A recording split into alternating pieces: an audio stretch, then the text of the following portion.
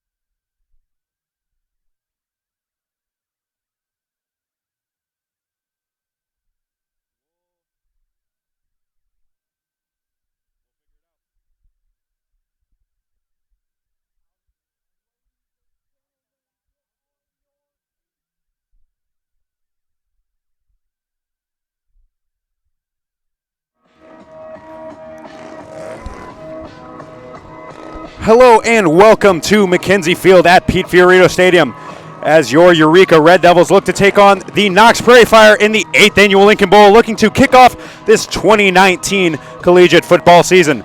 I'm Thomas Harrison. Alongside me is Kyle Cashdaw, and we'll be bringing you all of the action here from McKenzie Field throughout the course of the Red Devil season as they are looking to clinch their third consecutive conference championship.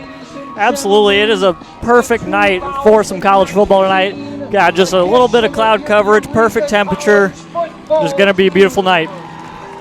As the Red Devils are getting ready to take the field, the motorcycles are taking their place.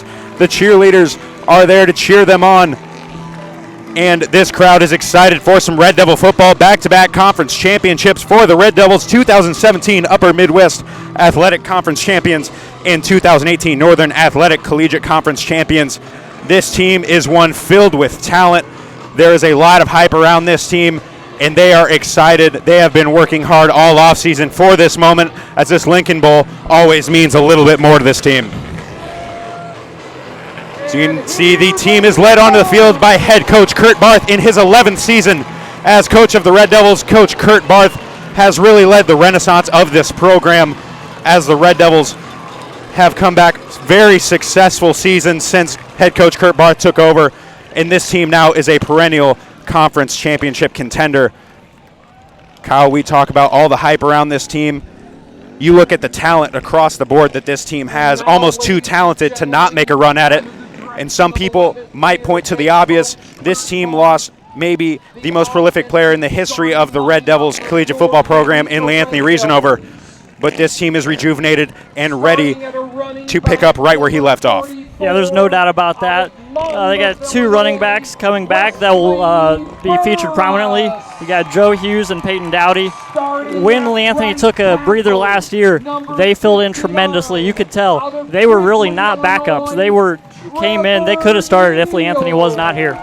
Very talented on this team across the board. We talked about this team returning 16 seniors. 8 of those seniors are 4-year players for this program. Always a great stat to see. And you, as head coach Kurt Barth, it's hard to replace those guys that took the next step, graduated last season.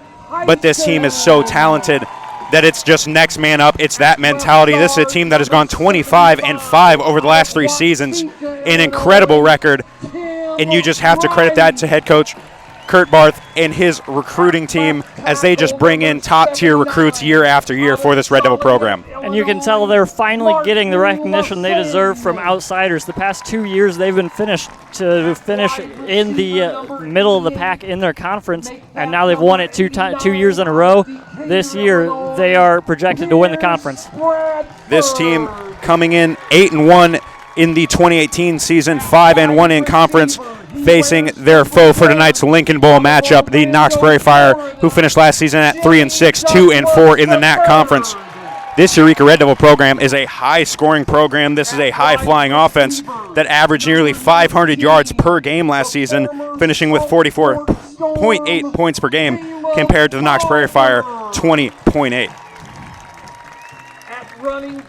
This team, Eureka College, an advantage you look at, and it's just a glaring advantage. The senior quarterback, Drew Barth, has come in. He has had success. This is a man with 2 rings. He even went to the basketball court and won a ring last season for the Red Devils. This man is a winner. This man can manage an offense, and he is ready to lead this team to the promised land.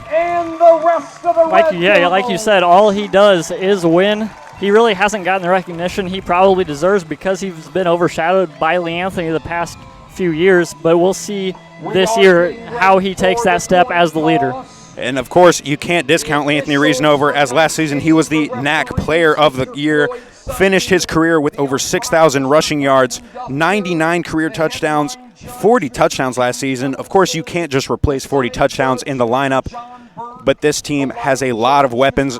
We'll look to see a much more balanced attack this season. The Red Devils have come to be known as a ground and pound offense, and of course that's something they'll still look to feature. But this team looks to air the ball out a little bit more. We talk about senior quarterback Drew Barth is looking to lead this team in a nice aerial attack. A lot of talented wide receivers, a very deep receiving core, led, of course, by junior Caleb Favre and senior Jimmy Douglas III. Jimmy Douglas III is a matchup problem wherever you throw him on the field, as oftentimes he is going to be the fastest man on the field. Drew Barth with a big arm is going to look to find him for a couple quick hitters throughout the contest. As we see the coin toss here, we see our captains Trayvon Moore, Wesley Burris, Matt Sutton, and quarterback Drew Barth for the Red Devils. Wesley Burris, a captain out there, a guy that you look at maybe doesn't get the most recognition. He may not load up the stat sheet, but you look in the past, you see Lee Anthony Reasonover breaking a big run. Oftentimes you see Wesley Burris making a big block. You see him keying open on a linebacker, picking up a blitz, and opening up the field for those backs. He'll pick up a big pass block. He's a guy that can leak out of the backfield and catch some passes as well. A very talented back who maybe doesn't get the recognition he deserves. Knox College will be kicking off from the north end of the field as your Eureka Red Devils will look to receive here. As, of course, everyone is very excited for this contest. This is a campus that just thrives on the presence of this football team. So much success. Everyone loves coming out to the tailgate lot. The Eureka Red Devils athletic program doing a great job of putting on a great pregame tailgate, getting fans out, getting people here, and the stands are packed as we will take a quick break for the national anthem. A Civil War reenactment organization that participates in living history events around the state and throughout the nation, providing educational services to schools, civic organizations, and communities. The regiment members come from all over the state, as well as from Florida and Texas. The original 10th Cavalry mustered into service in 1861 in Springfield, and they were known as Lincoln's Own, since many of the soldiers came from the same neighborhood as President Lincoln. Today's 10th Cavalry has been reactivated by proclamation of the state legislature and has been recognized by the Inspector General of the Army for its work in educating citizens about the time in our country's history that defined who we are as a nation. The regiment is grateful today to honor our flag, Eureka College, and our country with the presentation of the flag of the United States of America. Please remain standing for the national anthem. The anthem today will be performed on the field by Eureka College sophomore Emma Paul.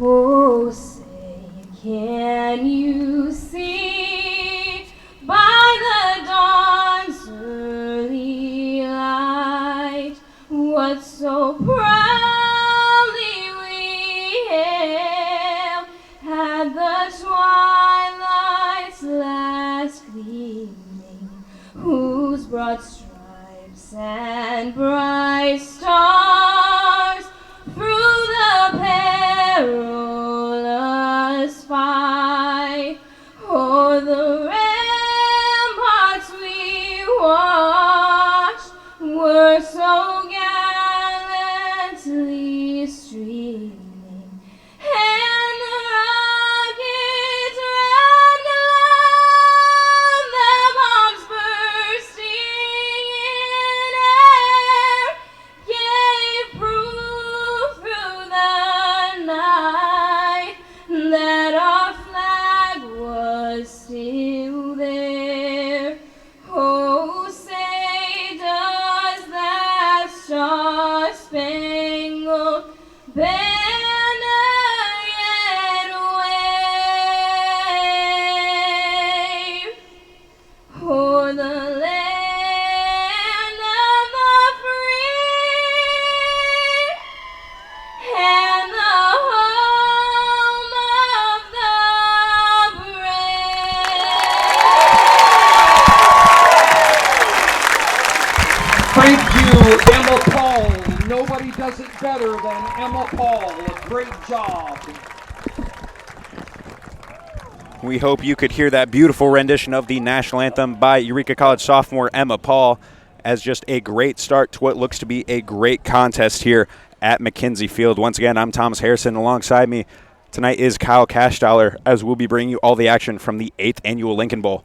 Eureka College last year was able to come out on top of this matchup 49-24 over the Knox College Prairie Fire in Galesburg, Illinois, as Eureka is looking to double up on that victory and keep the Lincoln Bowl trophy right here in Eureka. Eureka College return team is getting ready to take the field, as it looks like the deep man for the Eureka Red Devils will be Jimmy Douglas III. We mentioned he can be a game breaker, oftentimes the fastest man on the field. He is going to be a matchup problem throughout the course of the contest. He'll be interesting to see in the return game as well as on the offense. Yeah, there's no doubt he's a firecracker, and you would love to set the tone strong here with a good return.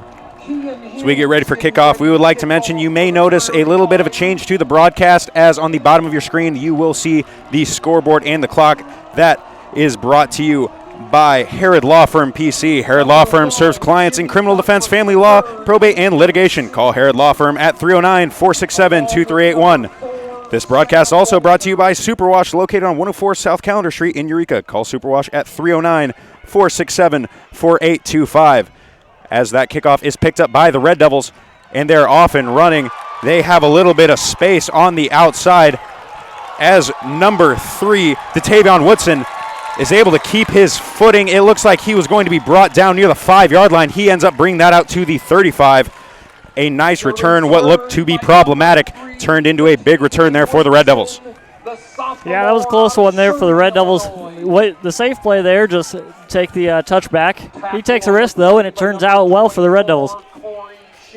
As quarterback Drew Barth takes the field, number 11, looking to lead this Red Devil offense. Certainly going to be a different look. You could have just looked at the offense last season. You know Anthony Reasonover is going to get the ball the first play of the game. You know exactly what's going to happen. This team is starting out with 4 wide. Joe Hughes in the backfield to the left of Drew Barth. Drew Barth takes a snap. He fakes the handoff. He will look to drop back and pass. He steps up in the pocket, throws the ball on the run, looking to find Jimmy Douglas the third deep. And the first play of the Red Devil season is going to be taken into the end zone for a 65-yard touchdown pass. Quarterback Drew Barth finds Jimmy Douglas the third, and the Red Devils are on the board.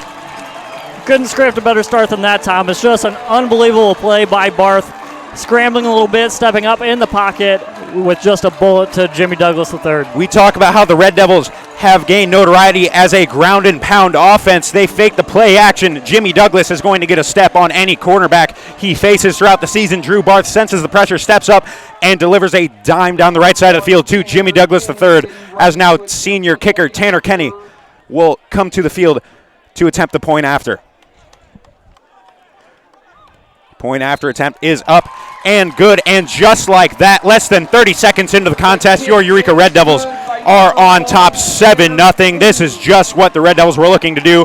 The quick hitting offense and the excitement here, as we talk about, everyone loves the good Lincoln Bowl matchup, and it didn't take long before this team has let the conference know that they are not to be messed with this season. They were picked to finish atop the conference alongside Aurora, and Eureka College is trying to set their place at the top like they know they deserve.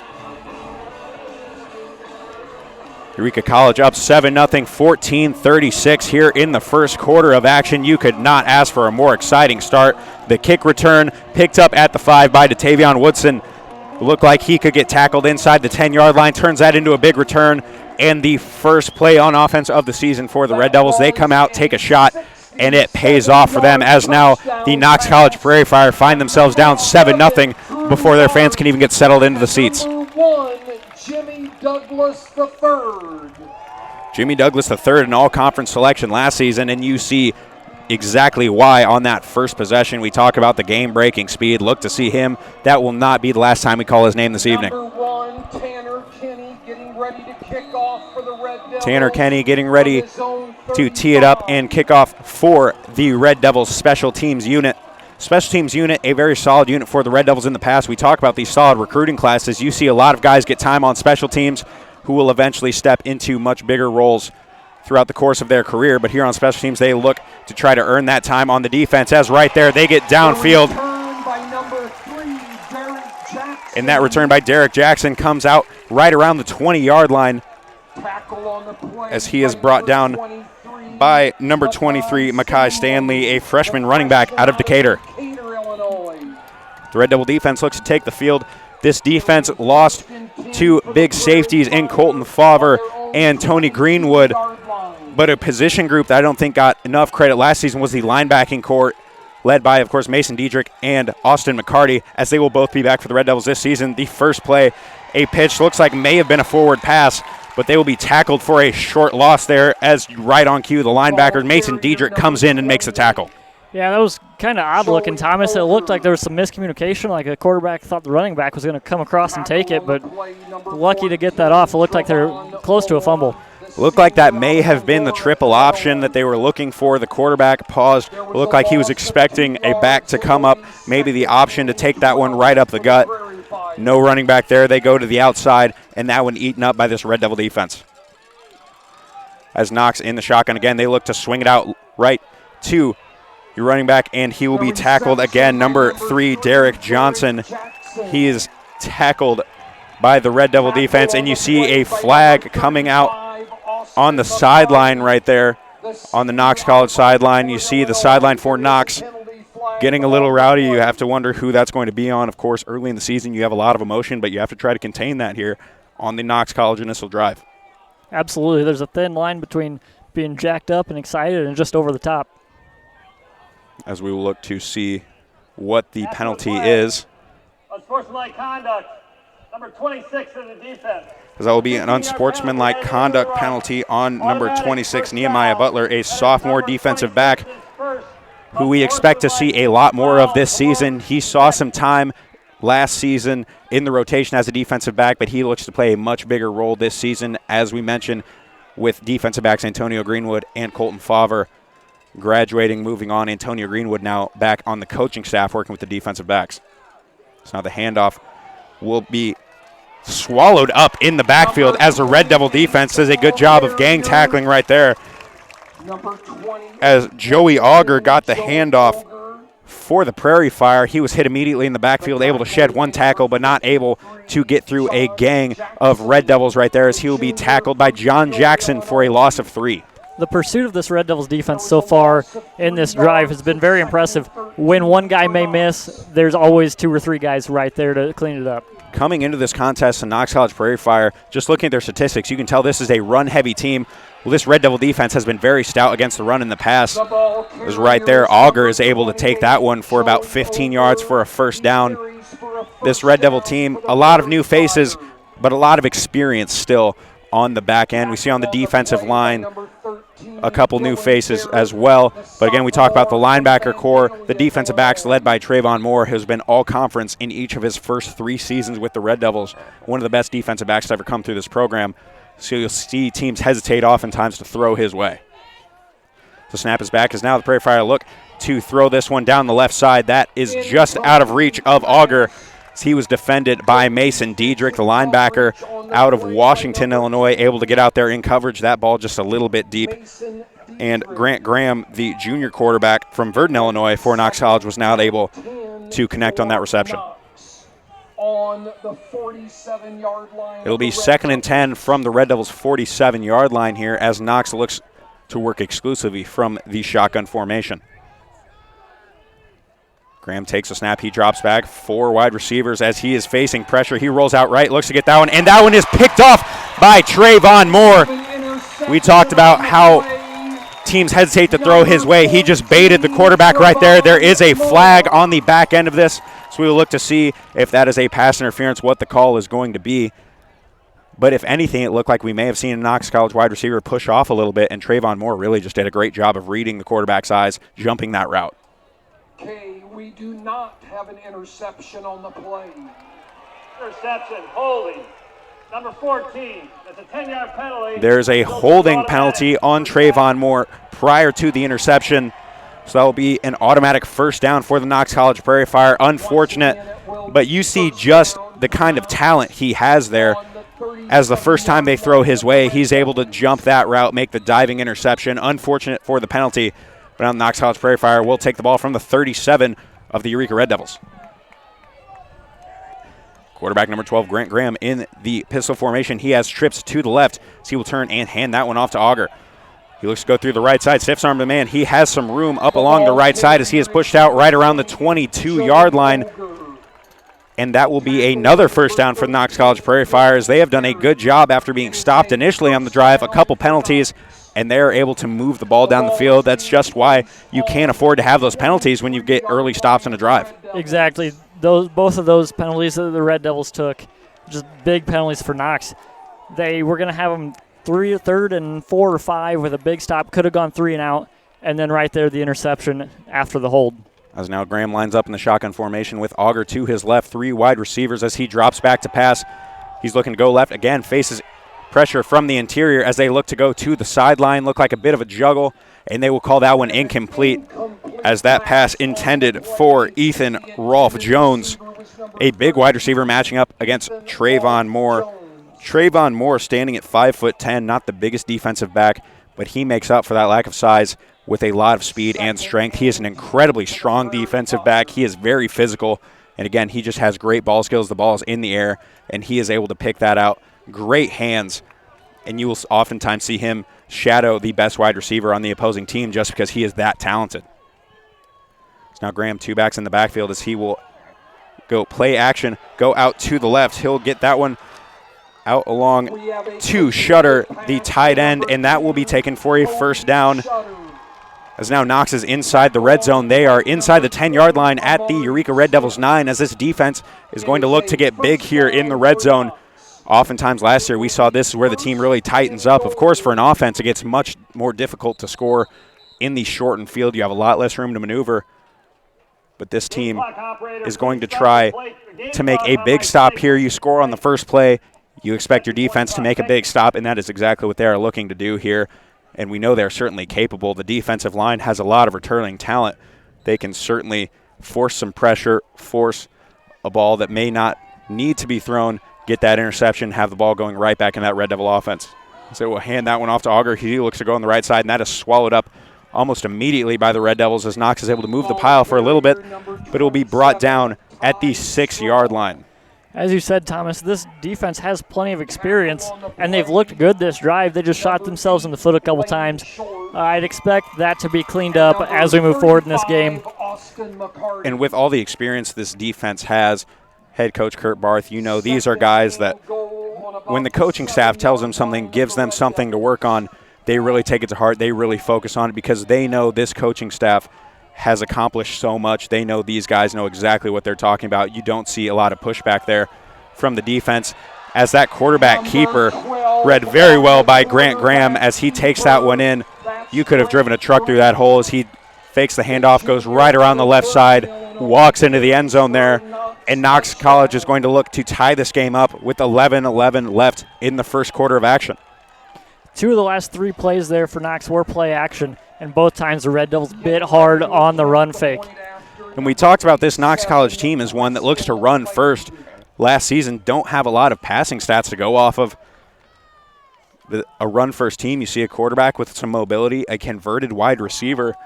He just reads that one very well, takes it off the left side, walks into the end zone, and that extra point by Preston Lade will tie this game up at 7 with 11 minutes and 11 seconds here left in the first quarter. This defense coming off the field looking disappointed, but you know they will clean a lot of things up. Mentioned the biggest game changer in that drive.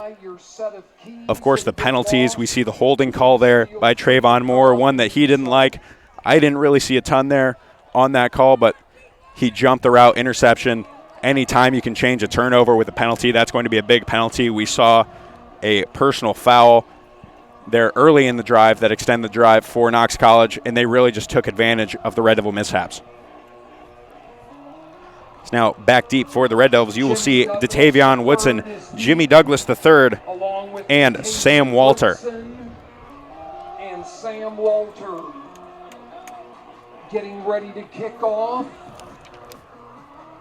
Number 88, kicking off Kean Humes. For the Knox College Prairie Fire, number 88, Kane Humes from Loda, Illinois.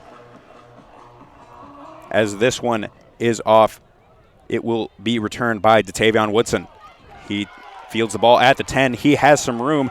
He breaks through the Knox Prairie Fire special teams unit. He looks to cut back right, and his legs are tied up. Brings that one out just past the 35-yard line. Again, the men they have back there on special teams to return all are just absolute burners in the secondary. They are very fast athletes out there, and that's exactly what you want on the kick return. You just put the ball in an athlete's hands. You just let him go to work. As right there, he blew through a couple of the blockers just because he knew if he can get through that first line of defense for the Knox College Prairie Fire, they are going to have a very hard time catching him. As now quarterback Drew Barth will lead the Red Devil offense back onto the field. Just one play is all it took for them to score on the first drive. We'll look to see what they do here on this possession. As now he hands that one off to Joe Hughes. Joe Hughes goes up the middle, and he is tackled after a gain of 5. He'll be brought down just short of the 42-yard line. Joe Hughes, sporting number 34 this season. You may have recognized him last year as he wore number 43. A change of pace back for Lee Anthony Reasonover in the past, but now look to see him get a majority of the carries. A very talented back. A transfer from McKendree, a U-High graduate in the Bloomington Normal area, a local guy that has just a ton of talent and can't wait to see what he can accomplish this season. As they fake the pass to him, swing it out to Jimmy Douglas III, and he will be brought down at the 41-yard line. Not a lot of room to work there. As you see that RPO look as quarterback Drew Barth pulls it from Joe Hughes, swings it out to the left side to Jimmy Douglas III on the screen pass, with the Knox College Prairie Fire able to sniff that one out and bring him down, as now the Red Devils will be facing a 3rd and 5 at the 41-yard line. Yeah, you love getting it into Jimmy's hands there, but he just had absolutely nothing to work with. 3 Prairie Fire just all around him. As now the Red Devils will spread 3 wide in Caleb Favre, Jimmy Douglas III, and Pierce Bradford. Joe Hughes in the backfield. Drew Barth drops back to pass, and he finds Jimmy Douglas III, finds a soft spot in the zone, and is brought down after a first down catch, a 10-yard gain there, brought down right around the 50-yard line. And the Red Devils, we've already talked about, a much more balanced attack. In the past, you would see 3rd and long. This team still just turns, hands the ball to Anthony Reasonover. here in a quarterback with so much experience like Drew Barth, a very talented quarterback who was so efficient last season. You see them trusting him with a lot more passing plays this year as Joe Hughes goes right up the middle, cuts back off the left side, and he'll be brought down after a 10-yard gain. That will be another Red Devil first down just past the Knox College 40-yard line. Tackle on the play by number 69. This offense can just pick up yardage in big chunks right there, whether it be through the air or on the ground. This Red Devil offensive line losing, of course, Ryan Barth and Jordan Lamb last season, two big pieces. But the Red Devils just next man up mentality, bringing in some great recruits, bringing in some guys who've been in the system, and they're just so talented. As now Joe Hughes drags a man for a few yards as he'll be brought down after an 8-yard gain at the 32-yard line of the Knox College Prairie Fire. Joe Hughes, a guy who last season, through the first couple games of the season, was averaging over 100 yards a game on less than 10 carries. He is a man who can break it for some big hitters. So much power when he runs the ball. He is exciting to watch. A guy that you look at sometimes and you wonder the way he runs. He has kind of a high pad level, but just so strong, can still drag defenders, run right through tacklers. Yeah, it's unbelievable. And from up here, he just looks enormous compared to all the Knox defenders. It's a very talented man is right there. Drew Barth hands it off to him. He's looking for a hole. He will bounce that one out to the right side. Again, sheds a few tacklers before he is eventually brought down for a 2-yard loss. He will be tackled at the 35-yard line. Even on a loss like that, you see just the strength, just the talent that he has. So he is able to shed a few defenders as they are just hanging on him, and he is still able to try to get what he can. Unfortunately, they're not able to come up with a gain. But now we'll see 3rd and 6 for the Red Devils from the 35-yard line. As they look to convert a big 3rd down here. In the worst case, you look to pick up a few yards, maybe get into the field goal range of your senior kicker, Tanner Kenny. So they will hand that one off to Joe Hughes as he was looked to come off the left side. Some great blocks there. As he breaks one. He is off the left side trying to keep his footing. He is just tripped up. If he was able to keep his footing, he's going to waltz into the end zone there, but he is brought down after a first down carry at the 17-yard line. You look right there, and Knox, if they hadn't tripped him up, he is going to walk into the end zone. You see the talent he has, the great blocking there. Jimmy Douglas III on the outside, the wide receiver, able to crack down, bring his man all the way in, and Wesley Burris able to lead that one out in front. Great blocking there from the Red Devils. So now they will go to Peyton Dowdy, as Peyton Dowdy has some room on the left side, and he is brought down at clear horse collar tackle. As Peyton Dowdy, a speed back, he is a little bit more elusive than Joe Hughes. Two very talented backs. Red Devils lucky to have two backs of their caliber. He is brought down, of course, a very dangerous tackle right there. You see exactly why it's a penalty, as he is down after a gain of 3 yards. He will be brought down at the 15-yard line. He was brought down. That was a vicious horse collar tackle. Yeah, that's a scary play there. And like you said, it's very obvious why that's a penalty with him down on the ground, the trainers surrounding him. Hopefully he's all right. Our training staff, of course, Chris Sharkey, student trainers down there, Brandon Porter and Kyle Finke, tending to Peyton Dowdy. They do a great job keeping these athletes healthy. And, of course, game 1 of the season, you hate to see something like that. Peyton Dowdy, his first touch, and you saw right there, he hit the hole, and he had a big burst of speed, was able to burst through right there. That horse collar tackle will lead to an automatic first down. The ball will be placed on the 8-yard line for the Red Devils, as this team looks to punch it in there for Peyton Dowdy. Such a dangerous play. You hate to see it again on his first touch of the season. You hope to see him get up and stay healthy, because he looks to be a big part of this Red Devil offense as the season continues. Now the trainers will help him to his feet, and he is able Number 27 to walk off the field. The sophomore from Cincinnati, Ohio. Great to see him up and moving towards the sideline as this Red Devil offense looks to punch it in from the 8-yard line.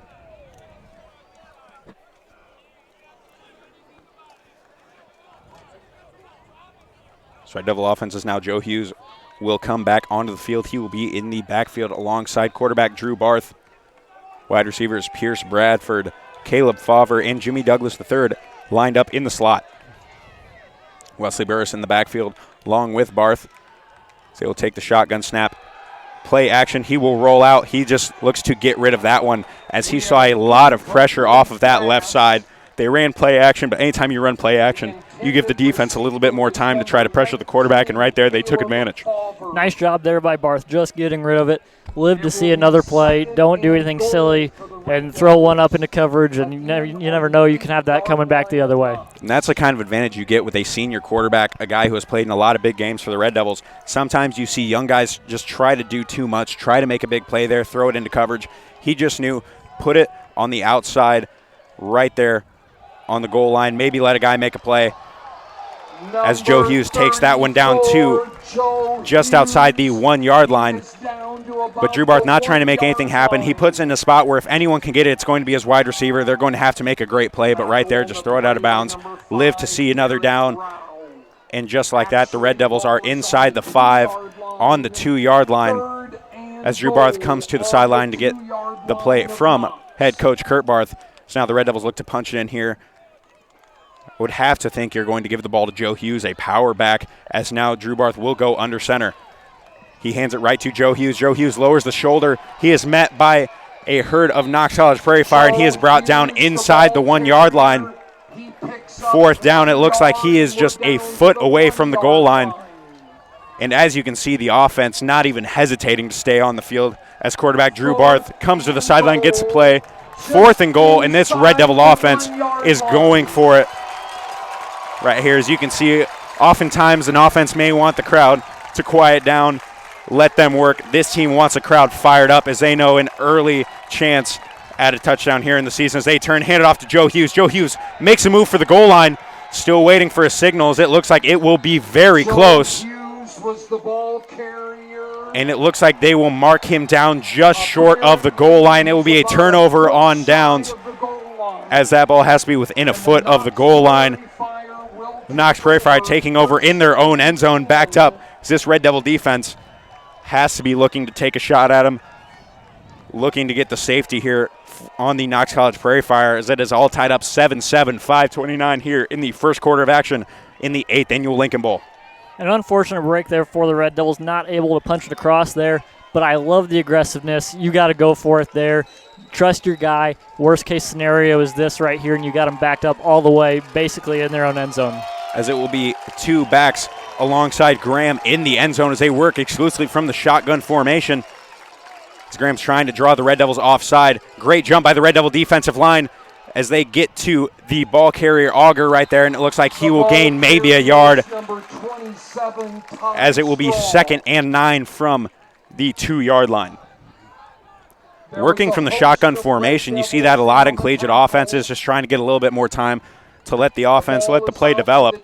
But when you're backed up on your own goal line, that can, of course, be dangerous as you give the defensive line a chance to shoot those gaps and get a shot at your quarterback, at your running back, as you see right there. Knox very lucky to not get a safety right there from the Eureka Red Devil defense.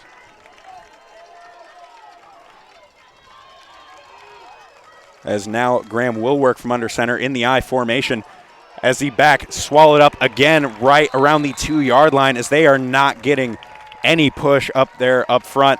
And Austin McCarty just dove through that pile, and he was able to tackle the running back, number 27, Ty Straw, for the Knox College Prairie Fire. A big 3rd and long here for the Knox Prairie Fire. So if they don't get a gain, even if you look to punt, this Red Devil team, you know they will send the pressure, and they are very capable. This special teams unit is very talented. They have made a lot of big plays in the past. No doubt about it. It's always uncomfortable when your punter is up against his own end line. As now back in the shotgun formation, Graham will look to take the snap as they will turn and hand it off again.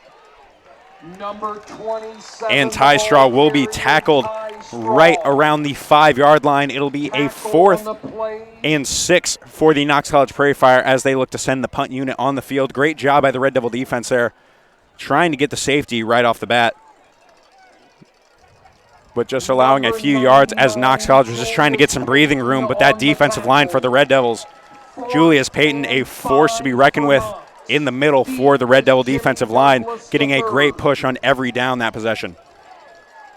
Jimmy Douglas III, the lone man back deep to receive for the Red Devils.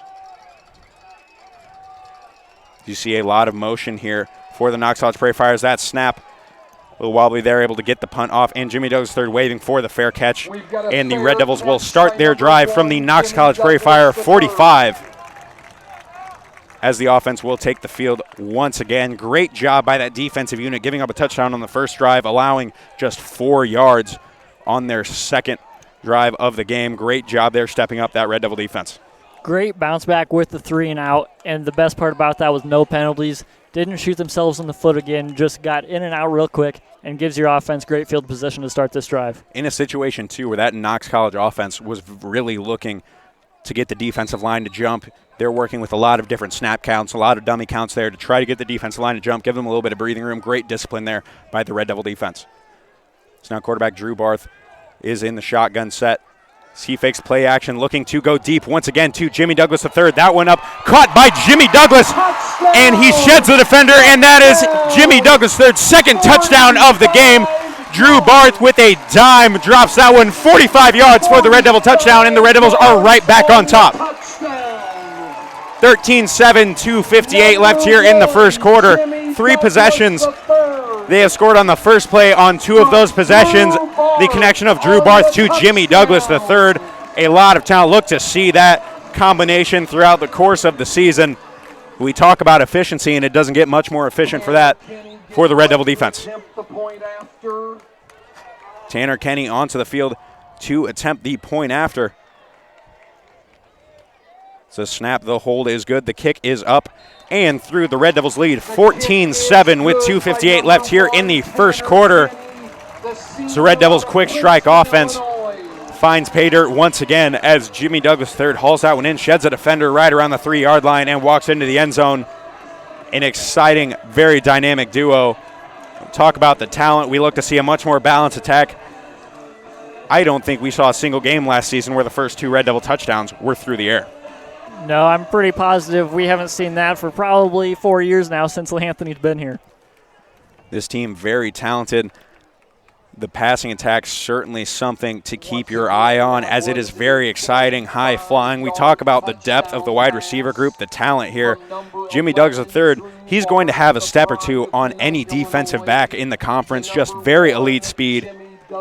Certainly exciting. That's a guy you see on the field, even just warming up, you see his speed, and you're glad that guy's on your side. The senior wide receiver out of Orlando, Florida, as now the Red Devil special teams unit lines up to kick this one off. Tanner Kenny will look to kick it off as back deep for the Knox College Prairie Fire.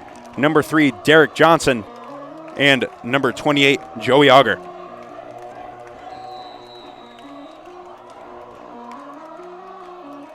Kenny tees this one up as the Red Devils look for another 3 and out here on defense after the big stop on their previous defensive possession. Kenny with the squib kick. That one will hit right around the 23-yard line, rolling, picked up around the 10-yard line by Johnson. As flying downfield, Johnson has a little bit of room along the left side as he will look to work Tanner Kenny. The last line of defense will bring down the Knox College return man at the 40-yard line. That's going to be coming back, though. There was a pretty clear block in the back. So we saw the Red Devils doing a nice job of coverage downfield. Dylan Garrett, a sophomore defensive back there on the special teams unit, Block in the back. Number 8 of the return team. was blocked in the back by number 8 of the Knox College Prairie Fire, Tyrese Reed. Unfortunately for the Red Devils, that will net them about 15 yards as the Knox College Prairie Fire will begin the drive from the 25-yard line.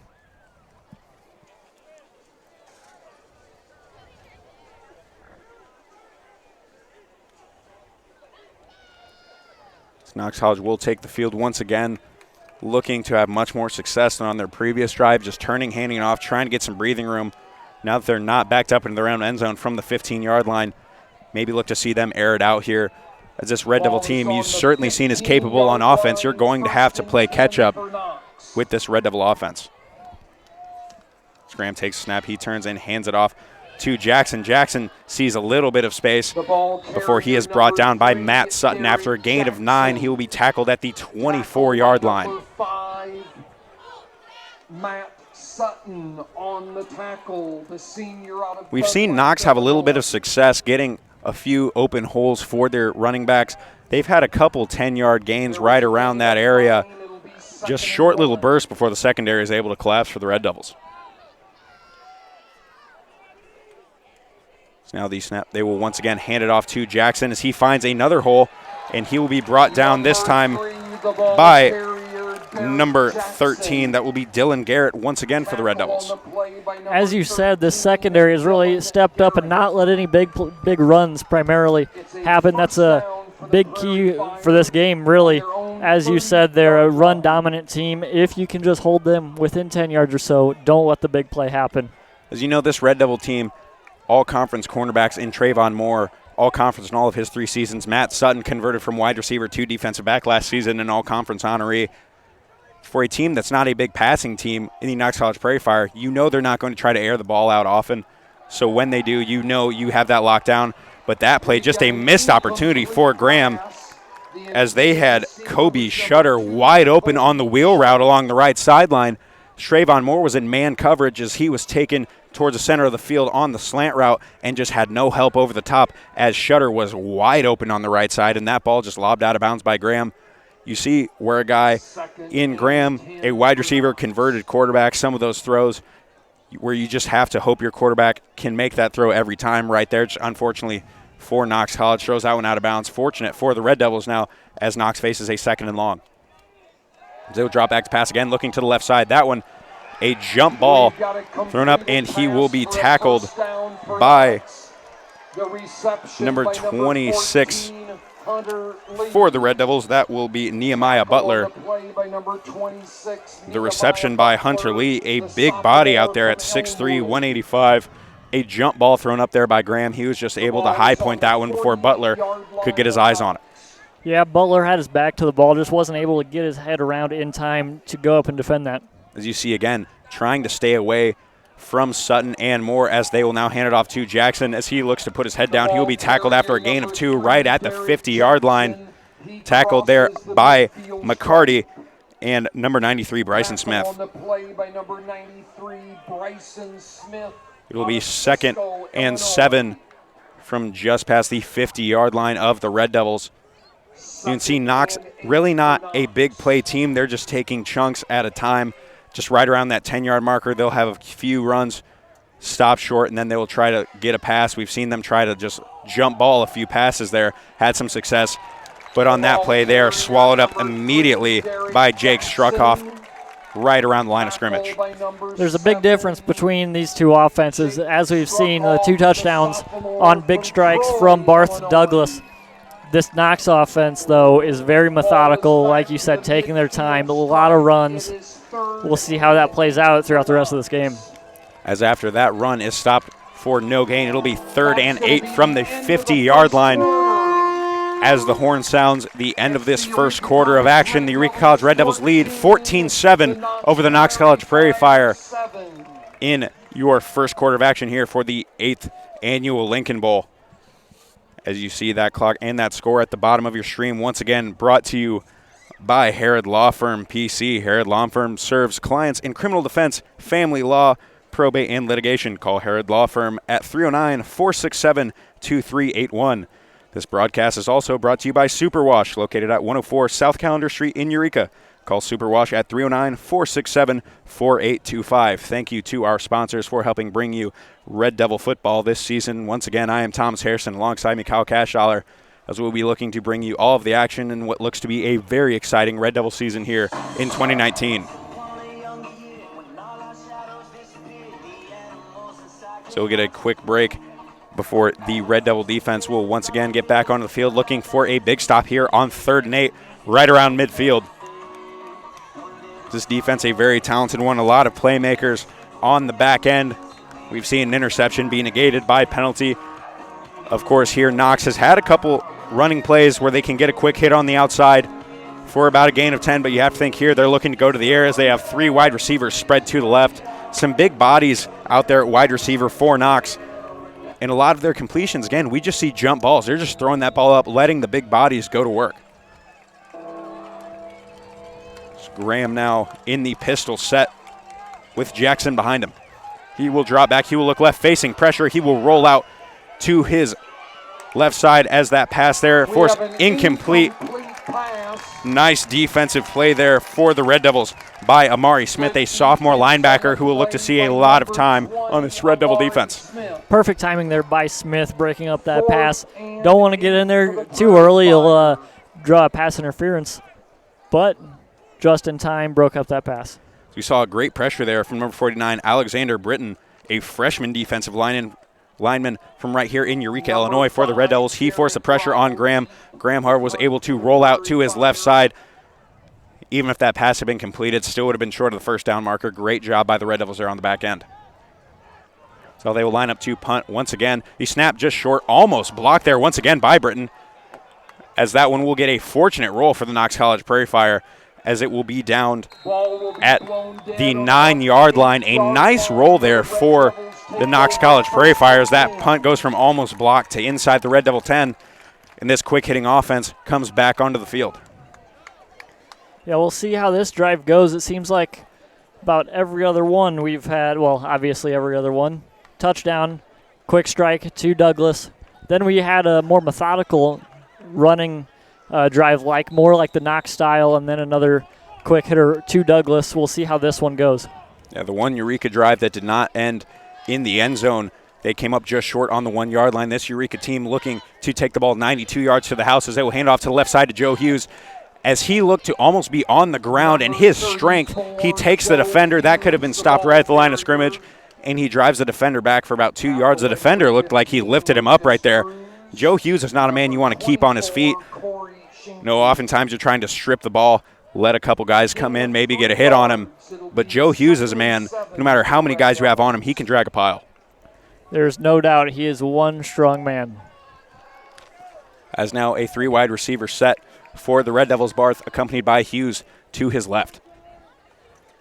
He will hand that one off to Hughes. Hughes looking to come off the right side, makes a man miss. He cuts back, and he is dragging defenders across the 25 to the 30. That'll be a first down for this Red Devil offense. Joe Hughes right there shows you the talent, and something you hate to see, as right now Joe Hughes is on the ground grabbing his leg, and the training staff will take the field. 30-yard line. Very unfortunate there for the Red Devils. Yeah, this does not look to be good. You hate to see players grabbing for their knees. And after the big first down run, the Red Devils will see 1st and 10 after we take a quick injury timeout. Of course, you hope everything is okay. Of course, again, a shout out to our athletic training staff here, headed by Chris Sharkey, as he does a great job keeping these athletes healthy. Oftentimes, at the Division III level, you see some guys maybe miss size, playing out of position a little bit, and it's a very big task for the athletic training staff to keep them healthy. You've seen guys like Mason Diedrich, who came in, maybe an undersized linebacker, has thrived at that position. As between the athletic training staff and the strength and conditioning staff, they have done a great job getting those guys ready to succeed in positions where they can help this Red Devil team. As you see Joe Hughes getting helped off the field, certainly hope to see him on his feet and back in action for the Red Devils here soon. The junior from Normal U High being helped off the field. This Red Devil offense will take the field once again. Now in the backfield alongside Drew Barth, we will see Grant Jokums, a senior running back from Minonk, Illinois. Certainly another talented back. First year in the Red Devil program, but a guy that we have heard a lot about. A guy who was an all-state player in high school. Certainly fortunate enough. How many Division III teams do you see with all-state running backs at the third-string position? As he will get the carry right off the bat, and he will move the pile for a gain of 3 as he will be tackled at the 33-yard line. Grant Jokums, the senior out of Minonk, Illinois, on the carry. Tackle on the play by number 63, Jamari Mitchell. Tackled by Jamari Mitchell. It will be 2nd and 7 for the Red Devils here, as they will go with a 3-wide receiver set. You see tight end Colby Critterton there lined up on the left. Certainly a big body for the Red Devils. Look to see him be a threat in the passing game for the Red Devils this season, as that one, a ball to the sidelines, corralled, but just out of bounds. That pass intended for Brett Charlton. Happy to see him healthy. a 100-meter state champion playing wide receiver for the Red Devils. You've seen him struggle with injury in the past. Happy to see him back healthy for this Red Devil offense. Made some impact his freshman year, but has struggled with injuries and made his way back for his senior season. This is a tough situation for this Red Devil offense. You've got your top 2 running backs out of the game in the first half due to injury. We'll see how this changes their game plan, if at all, or if they'll just keep pounding with their backups. Like you said, this next man up mentality is like the Red Devil way. As now Barth will drop back once again as he looks to go deep to Blake Phillips. That one intercepted by the Knox College Prairie Fire. They will bring this one across the 40-yard line, room to work, and they will be out of bounds at the 36-yard line. Intercepted by number 29, Larry Harris, for the Knox College Prairie Fire. Quarterback Drew Barth just trying to take a shot there for Blake Phillips. And Harris just doing a good job of jumping that route deep. That ball just slightly underthrown, picked off there, and the Knox College Prairie Fire will get this ball back on the Red Devil side of the field, down by 7. As the Red Devils lead 14-7 here with 12:49 left in the second quarter of action. Ball is being placed on the 36-yard line of the Red Devils. Now Knox looking to make that one hurt, as they have kind of sputtered on offense here as of late, trying to take advantage of the turnover, as Graham will get that one. 3 men in the backfield, and number 27 there, Ty Straw, will be swallowed up by the Red Devil defense. That'll be a big loss. By number 2, a loss of 5, tackled by Mason Diedrich there, the Red Devil defense, and Amari Smith, a sophomore linebacker as well, joining that key linebacking core with now Smith, McCarty, and Diedrich. Very talented. Those guys will fly around the ball, and those guys will be involved in almost every tackle right around the line of scrimmage. A great bounce-back play there by the defense. Hopefully they can continue this momentum on this drive. Huge to have your offenses back and come up with a quick 3-and-out. As Diedrich's had some pressure there on the quarterback, that pass completed for a gain of 4. Still will not make it back to the original line of scrimmage, as it will be a 3rd and long for Knox. They will face 3rd and 11 from the 37-yard line. Nice job in coverage there. Mason Diedrich almost able to get to the quarterback as the Red Devils brought the pressure. Diedrich just came unmatched to the quarterback. Nice job there by Graham of dumping that one off, just getting what you can. You know, if they don't get this first down on 3rd down, it's not an immediate punt with their field position right now. If they are maybe within 4 or so, it's long for a field goal. They may go for it. See now a man in motion from the left side. They will run the option right there as the quarterback will pull it. Graham pulls it, and he is brought down by Smith. Great job in pursuit there as they made the first man miss. Amari Smith, a sophomore linebacker, stepping into this lineup. Great job of reading that one and bringing down the quarterback. That will be a big loss. And now with the field position, you're forced to punt as it is a 4th and very long. It'll be 4th and 19 from the 44-yard line. Great job there by Smith of swallowing up the quarterback. It looked like if he beat Smith, he had some room to run. But that tackle in the open field, great job for the Red Devils. As now the Red Devils won't even put anyone deep, as they are just looking to defend this in case of the fake punt. As they will boot that one in. It looks like that punt will go into the end zone for a touchback, and the Red Devils will get that ball at the 20-yard line. Just an absolutely perfect defensive stand there from the Red Devils. You love to see it, like I said, backing up your offense after the interception. Knox has great field position to start, and you do not let them have anything. Again, a 3-and-out for this Red Devil defense. That first possession, Knox drives down the field, a very methodical drive, scores, left a sour taste in the Red Devils' mouth as they have not let Knox move the ball since then. Great job by this defense putting their high-powered offense right back on the field. Still out of the game, both Dowdy and Hughes, as we will see number 28, Grant Jokums, in the backfield accompanying Drew Barth. So he'll hand it off to Jokums. So he will get some space right up the middle. Nice push by that Red Devil offensive line, as that will be a 12-yard gain, a first down to the 32-yard line. Again, having an all-state back. Of course, those accolades coming in high school, you wonder how they translate to the college game. But how often, especially at the Division III level, do you see an all-state back in the number 3 spot on your depth chart? just goes to the recruiting that you see from this Red Devil team and this Red Devil coaching staff, the great job of bringing in athlete after athlete, so much talent on this roster. When you win back-to-back conference championships, that really puts your name on the map, and guys want to come play for winners. As Barth, the play action, he'll drop back, get that one to Wesley Burris along the right side. As he lowers the shoulder, he is upended after a first down, brought down just short of the 49-yard line. Wesley Burris, a fullback, again, maybe doesn't get the notoriety he deserves. A senior fullback, and the impact he has made, whether he's getting his name called or not, has been incredible for this team for the past few years, a big part of those championship runs. And right there you see him leak out of the backfield into the flat on the right side. Drew Barth had to get word of that one quickly on the play action, pulled it immediately, dumps that one off to Wesley Burris, and he gets a big first down there. Tackled at the 48-yard line, and the Red Devils will see 1st and 10.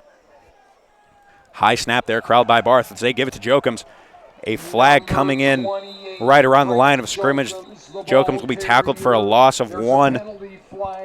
We'll look to see what the penalty is, as you would have to imagine right around the spot it came in that you would think it would be a holding penalty.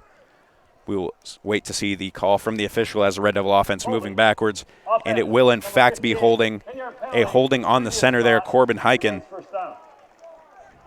Corbin Hyken, just a sophomore, but started every contest last season for the Red Devils. Really an anchor of that line. The man in the middle did a great job last season as a freshman, stepping in, had some big shoes to fill, and he was a big part of that conference championship. Unfortunately, right there, the holding penalty. But anytime you see the flag coming in from the back judge right there, right along the line of scrimmage, have to assume it's going to be on the offense. As now the 1st and 20, they will hand that one off to Jokums again. He spins in the backfield, brought down right around the line of scrimmage for no gain. He's tackled right there by Jack Craig.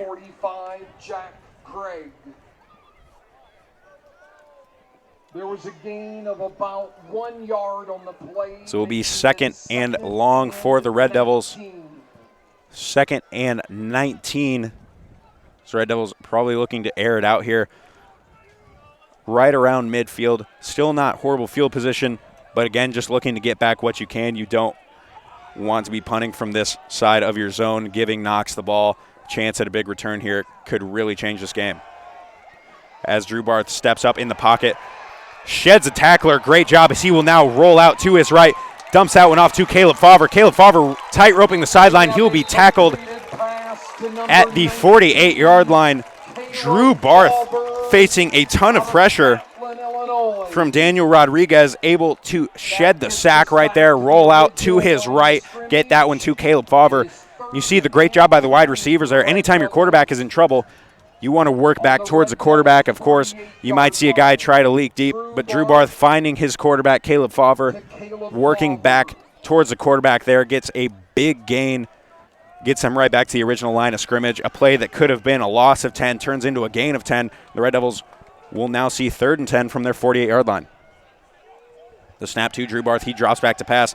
He faces some pressure. He dumps that off to Jokums. Jokums tries to break the tackle, but he will be brought down for a loss of 4. Again, pressure from Jack Craig, as Bart just had to dump that one off, tried to get it out of his hands. And now the Red Devils will be forced to punt. You see Tanner Kenny coming onto the field to punt for the first time for the Red Devils. He will handle the punting and kicking duties for this team. A very athletic special teamer, a kicker who can run a 4.3 40. Again, how often do you see that at any level, regardless of division? Very talented, a big leg, looking to flip the field here for the Red Devils. A low snap corralled by Kenny as he will boot that one. A fair catch signaled for and caught by Trevor Tanner Geggy there on the return for the Knox College Prairie Fire. The fair catch, he will be brought down at the 25. And the Knox College Prairie Fire will start on offense, looking to cut into this deficit. 14-7 Red Devils, 6:52 in the second quarter of action. Just an update on the injured running backs. It looks like both of them are down on the sideline with ice on their knees, out of their uniforms. So that is not a good sign for the Red Devils. As this play, they try to work off the left side. Does the Knox College Prairie Fire a gain of a yard? brought down at the 26-yard line by a gang of Red Devil tacklers. Like Kyle mentioned, you see these two running backs. You talk about the strength of this team, having those two backs. You hate to see them out of their pads. Ice on the knees, this Red Devil team, the next man up mentality. We can't talk about it enough. So much talent, up 14-7. We talked about a more balanced offense. Maybe the Red Devils look to go a little bit more to the air here. 3 wide receivers set for the Prairie Fire. As the Red Devils rush 4, a drop back, a slant route crossing on the inside. Nehemiah Butler, nice positioning there. That pass was intended for Tyrese Reed, but Butler had great position there. The quarterback, Graham, just led his receiver just a little bit too much out of his reach, and now it will be a 3rd and long for the Knox College Prairie Fire as the Red Devil defense looks to force another 3 and out. This defense is just doing a tremendous job getting these stops. Since the injuries to the running backs, the offense has sputtered just a little bit, and it's even more important for this defense to come up with those stops. 4 wide receivers spread for the Prairie Fire. There will be a man in motion. He comes from left to right. They will have 3 on the right side. That snap back to Graham. The Red Devils will bring pressure. Graham steps up, throws across his body, lobs that one up, corralled by the Prairie Fire. And Hunter Lee will take that one out of bounds at the 49-yard line of Eureka College. That'll be a 1st down, big gain for Knox, turning nothing into something as Graham able to step up in the pocket, feel the pressure as the Red Devils had a great push right off the bat. But Graham able to sense that pressure, step up, and find the open man crossing the field. Now Knox will take the snap, 1st and 10 from the Red Devil side of the field. So now they will turn and hand that one off right up the middle, and a gain of 9 to the 40-yard line. Again, this running attack for Knox, not a ton of big play threats, but they keep getting chunks of yardage at a time, that 10-yard, that 8, 9, 10-yard chunk at a time. They've had some luck getting a push up the middle. They work to the outside. The speed of the Red Devils really slows them down. But up the middle, they just try to get as many bodies and win those matchups. Now the defensive line will shift for the Red Devils. Knox tries to take advantage before men are set as they will work off the left side, tackled after a gain of 3, but that will be enough for a 1st down for the Prairie Fire at the 38-yard line. This is a huge drive in this game here with just under 5 minutes remaining in the half. Knox will be getting the ball at the beginning of the 2nd half. Down 7 here. If they can score and get a stop on defense, it's a whole new game. So Red Devil defense looking to step up here as they have already quite a few times here early in this contest. 5 wide receivers set for the Prairie Fires. They will now see a man in motion working from left to right. That snap goes to Graham. He is looking left, drop back, forced out of the pocket by Johnson. As he will roll, look across his body. Corralled, you see the Red Devil sideline indicating incomplete, and it will be incomplete. Intended receiver was number 14, Hunter Lee. That pass intended for Lee, but John Jackson had a lot of pressure off of that right side of the Red Devil defense, forcing Graham to roll out. We've seen a lot of the success Graham has had in the passing game has been when he's faced pressure and had to roll out. If he can extend the play, he's been able to find the open receiver for this Knox College Prairie Fire team. Unfortunately there, that one incomplete for the Prairie Fire, but the Red Devil defense, a nice job of stepping up there as the Prairie Fire trying to work the passing game. So they will run the read option to the left side, tackled by 93 Bryson Smith off of the edge after a gain of 3. That ball, he will be brought down at the 35-yard line. It'll be 3rd and 7 for the Prairie Fire. Gain of 3 yards. It will be 3rd and 7.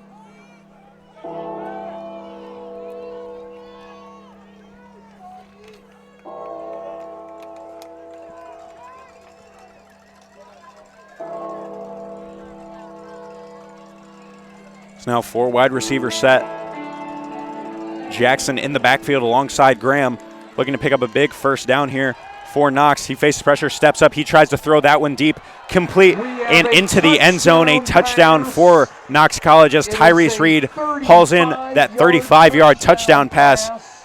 Tyrese Reed was lined up in the slot, just goes on the streak right down the middle of the field, and a nice ball there by Graham as he just laid that one into the hands of Reed. 35 yards to look to tie this game up Getting ready to attempt the point after is number As now 87, Preston Lade will come on to try to tie this one up for the Prairie Fire with the extra point. Snap is down the hold. The kick is good, and we have a tie ball game at 14 with 3:36 here in the second quarter. Eureka College, 3:36 on the clock, all 3 timeouts. Certainly plenty of time to score with your top 2 backs out, looking to go to the aerial attack. We've seen the Red Devils have much of their success through the air, obviously, with those deep balls to Jimmy Douglas III.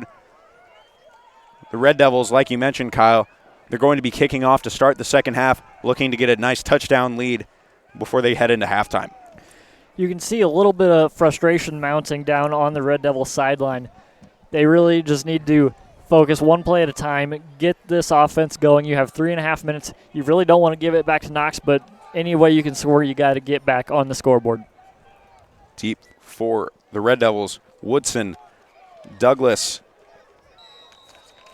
and number 4, Sam Walter, the freshman running back out of Washington, Illinois. That kick is deep. It will go to Jimmy Douglas III. So he gets that ball right around the 3-yard line as he will look to bring that one up the middle. Trying to make a man miss. He will bring it out to the 26-yard line. 3:29 on the clock. Tied at 14. Kyle, you mentioned the frustration, and you hate to see the defense is certainly frustrated with themselves after they gave a touchdown that first possession. They made a ton of big stops here in the first half, and then the big play there by Knox frustrating them. This offense frustrated by, you have these 2 running backs you've heard so much about coming into the season, both of them injured. You hate to see them injured at any point in the season, but certainly the first game when they have been looking forward to this, working so hard for this moment all offseason. But again, the next man up mentality, you just have to step up and get your job done. As now Drew Barth drops back to pass, he steps up in the pocket. He goes across his body too. Incomplete pass. That pass he was looking for, Pierce Bradford, bobbled, incomplete. Would have been a first down completion, just slightly behind Bradford, unable to corral that one. It'll be 2nd and 10 from the 27-yard line for the Red Devils.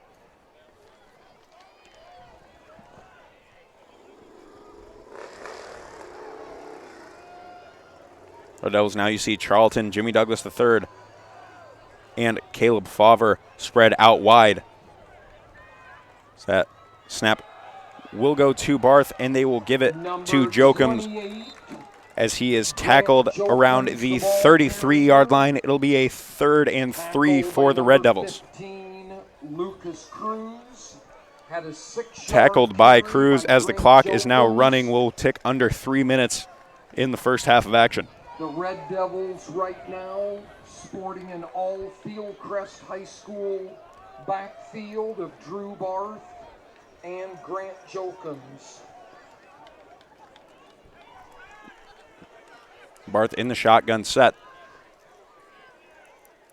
Will take the snap here. He drops back. He is looking left, forced to roll out of the pocket, steps up, throws that one, bobbled and incomplete, intended for Jimmy Douglas III. That one low. Barth was forced to step up. He has been seeing a lot of pressure coming off the edge, forced to step up several times. That one will be incomplete. There is a flag in the backfield. Have to think this may be a holding penalty. It'll be interesting. You would have to think if you're Knox, you decline the penalty, take 4th down. Number 44, that penalty declined. As they will right there. It will be 4th and 4 for the Red Devils, and now the punt team takes the field. Yeah, this is exactly what you didn't want. A drive that lasts about a minute. Now Knox has an opportunity to score quick before the end of the half and get the ball back. This could be a 14-point swing here. However, I will say don't think that the Red Devils will be timid here. You may see the fake. We talk about the speed from Tanner Kenny, a 4th and a long 3. We know it's on their side of the field, but this is a team that will go for the fake a couple of times. As here he will just punt it. The big boot as he sends the Knox return man deep back into his own field, and he will be brought down just short of the 35-yard line. Talk about the possibility of the fakes. This Red Devil team is one that will be very aggressive on special teams, even deep in their own zone. We've seen them with Tanner Kenny's heels on the goal line, and he'll still take off for a run. Again, a very speedy guy. but he punts that one deep, flips the field, and puts the ball in the defense's hands, as now they will try to make a stop before halftime.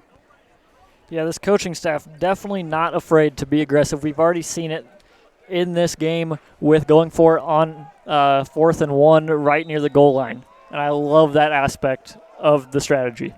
You see this coaching staff back-to-back championships. You don't win championships playing conservatively. No matter what game of the season, even if it's the first game of the season, this is a staff that's going to be aggressive. And when you have the kind of talent that they do, you can understand why they take those chances.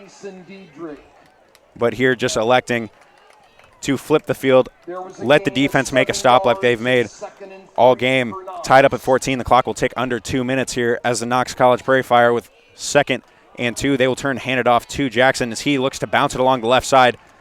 Turned back inside by Trayvon Moore, and he will be tackled by Diedrich and Smith. Yeah, and even though we're under 2 minutes left in the first half, Knox has all 3 of their timeouts. They can run any play they want. They don't need to worry about the clock right now. It'll be a 1st and 10, a short gain, but enough for the first down for Knox. Clock ticking under 1:40. They have some timeouts to work with, but you have to think they need to speed it up a little bit here, get some things moving.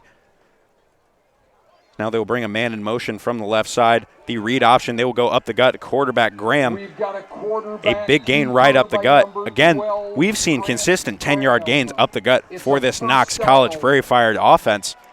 That'll be a first down now into Red Devil territory as they will have the ball on the 42-yard line of the Red Devils. The offense now, Graham, accompanied by Jackson in the backfield. A 4 wide receiver set, trips to his right. He'll drop back, look left side. So he will try to take a deep shot out of reach of the intended receiver. Defended for the Red Devils by Adrian Walker. That pass intended for Lee. Great coverage there by Walker. Graham really just throwing up a prayer right there, hoping to give his man a chance. But just a few yards out of his reach. It'll be a 2nd and 10 from the Red Devil 42.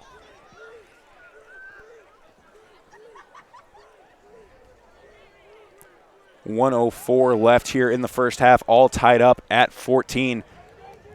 As again, Graham will see trips to his right with Jackson in the backfield. Now see a man in motion. They will hand it to Jackson, goes right up the gut. Again for a gain of 7, maybe a short 8 to the 35-yard line. It'll be a 3rd and short for the Prairie Fire. Right now, Knox is just doing whatever they want in the running game, having no issue gaining big chunks of yards. And you see clearly Eureka has the advantage with speed on the outside as a Prairie Fire not even trying to run the ball around the ends, but going up the middle of Knox offense's line, doing a great job at getting a big push. That pass will go to Grand play action as they try to throw that one down the right side off the fingertips of the intended receiver. Nice coverage on the outside by the Red Devil defense. Now it will be 4th and 3 from the 35-yard line. You have 23 seconds left.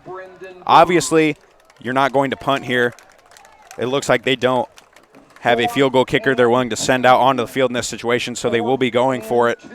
4th and a long 2 for the Prairie Fire. This Red Devil defense looking to make a stop here, going to halftime all tied up.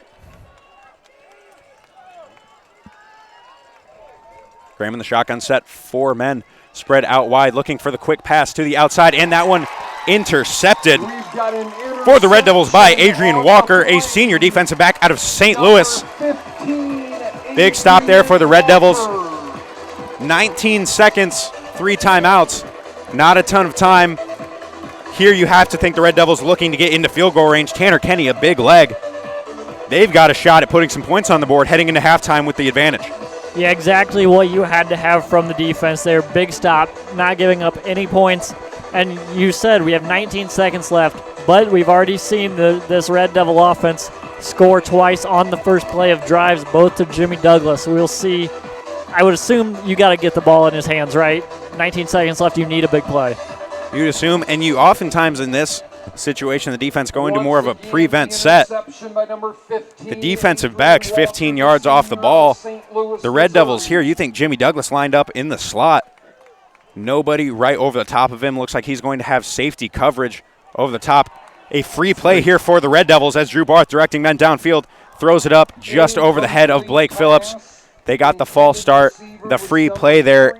Nice opportunity for the Red Devils. And you see the nods there of Drew Barth. He's just waving his men downfield. You just take that shot when you can get it, as the Red Devils will get a gain here of 5 yards. It'll be 1st and 5 from the 35. Ran 5 seconds off the clock, 14 seconds left. Still the opportunity to get a hit, get into field goal territory, and let the big leg of Tanner Kenny get onto the field, looking to get a chance at a 3-point lead heading into halftime. For wide receiver set, Favre and Douglas to the left. Charlton and Phillips to the right, and they will head to Charlton. He will wisely get out of bounds after a quick gain of 6 yards to the 41-yard line. 10 seconds left on the clock for the Red Devils. Yeah, as you said, this Knox defense is in more of a prevent defense, but Eureka will happily take chunks of 10 yards at a time. They still have their 3 timeouts, get out of bounds. There's only 10 seconds, so you can only do that maybe 2 more times tops, and then just chuck it up if you have to. Hopefully they can get into field goal range. Yeah, you really have to think with 10 seconds left, their head coach Kurt Barth takes the first timeout. You really have, if you think about it, probably one more realistic chance to gain some yardage, burn a timeout. So right here, wisely taking the timeout, getting on the same page as your offense, you have one shot to get into field goal position or send a man deep. We've seen this Red Devil offense can beat people deep. Why not take a shot at it, get into field goal range, and hopefully head into halftime with the momentum. As with 10 seconds left here in the first half, we are tied up 14-14 in the 8th annual Lincoln Bowl.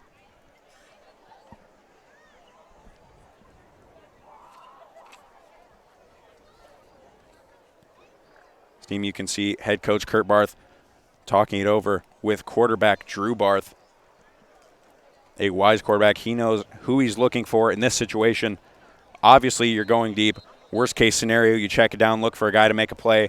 But again, you realistically have one shot at getting the chunk yardage to get in the field goal range before you just have to throw up a prayer and hope to find the end zone.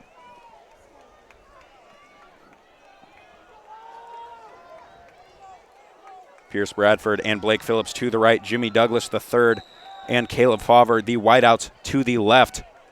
Joe comes in the backfield with Barth. He will drop back. They send men deep. He steps up in the pocket. He rolls out right. 6 seconds left. He throws it up. Gets that one to Blake Phillips.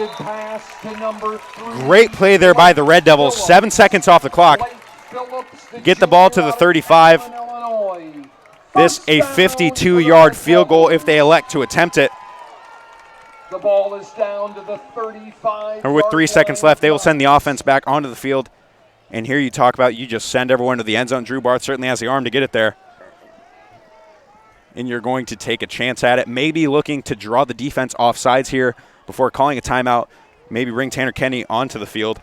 A guy with certainly enough leg to attempt it. Maybe trying to draw one from the defense here. As you saw, a false start there. We've got a penalty. The Red Devils clearly tried to draw the defense offside. You saw the defensive tackle shuffle a little bit, but Jokums unfortunately took that half stutter step towards the line. That will be a false start for the offense. Move them back to the 40. And now you have to take that shot of the end zone, as now 57. Just an unrealistic field goal in this situation. Unfortunate there for the Red Devils. As now the Red Devils will call timeout. 3 seconds left on the clock, tied at 14. Just drawing it up right here as you will look to send this one deep into the end zone. Credit the play prior to that false start, however, as you once again saw, sending the men deep, but again being right on the sideline, knowing the situation as Blake Phillips worked his way back towards the ball, was able to get that one at the 35-yard line, work out of bounds, and give the Red Devils a shot at this one. Exactly. He knew right where he was on the field, just a step away from the sideline, was perfect with 3 seconds left, put their team in a position to have a chance to score. It's again a beautiful night here for the 8th annual Lincoln Bowl. Things have cooled off. The lights are on. Certainly what the athletic department envisioned here for Eureka when they started the field turf project. Beautiful facility with the lights on. It doesn't get much more exciting than some Saturday night football under the lights here at Eureka College. Yeah, and this crowd is incredible. I'd say it's pretty much capacity crowd here in the grass. So now Barth takes a snap, trying to make something happen. As the horn sounds, he throws that one up left side, and that one will be batted down by the Knox College defenders. As we will head into halftime, all tied up at 14 in the 8th Annual Lincoln Bowl. As we will take a quick break. Once again, I'm Thomas Harrison. Alongside me is Kyle Cashdaw, and we'll be back right before the conclusion of halftime to bring you some first half stats and updates from McKenzie Field.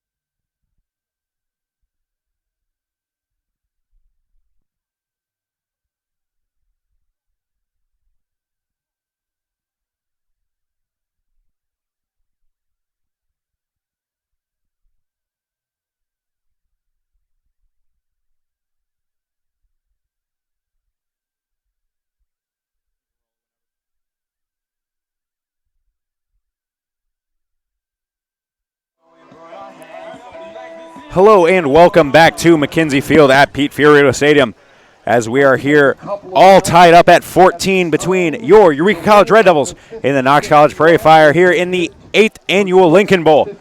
Eureka College looking to bring home their second consecutive Lincoln Bowl after defeating Knox in Galesburg 49-24 last season. This first half, really the tale of two quarters. Kyle, why don't you break it down for us? Yeah, in the first quarter, obviously, Eureka came out with that huge start with that quick strike to Jimmy Douglas for the touchdown. They sputtered a little bit in the second half. It seemed like Knox was gaining some momentum on them. But the defense backed up the offense. There were some key stops, especially late in that half, to keep Knox only 14 points. This Red Devil team, like you mentioned, Kyle, looking to get back on track.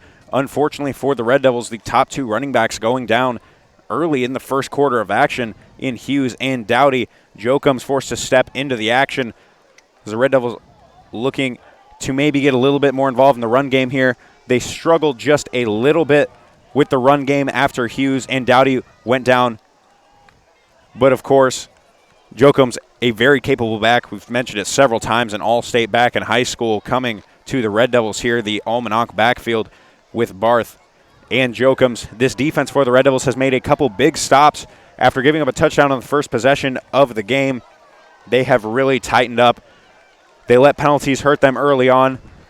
I don't believe they've committed a penalty since. Certainly nice to see that they've cleaned that up here early in the season. Yeah, that first defensive drive was rough with the two big penalties. They could have gotten that 3 and out on the third down.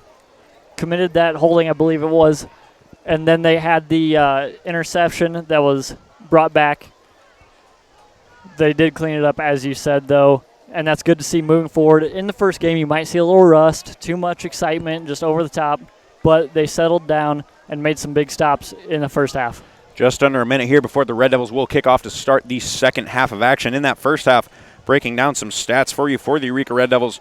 Quarterback Drew Barth, the senior, went 9 for 15 with 1 interception, but 172 yards and 2 touchdowns. Those two touchdowns both to Jimmy Douglas III, who has 3 receptions for 121 yards. Those 3 receptions, 121 yards, you have to keep in mind that includes the 1 reception he had for a loss on the screen pass there early in the contest. So really 2 receptions for over 120 yards, 2 touchdowns. Talked about his big playability. Certainly know that's not going to go away here in the second half. The Red Devils getting ready to kick off. This defense coming out of halftime looking to get a quick start.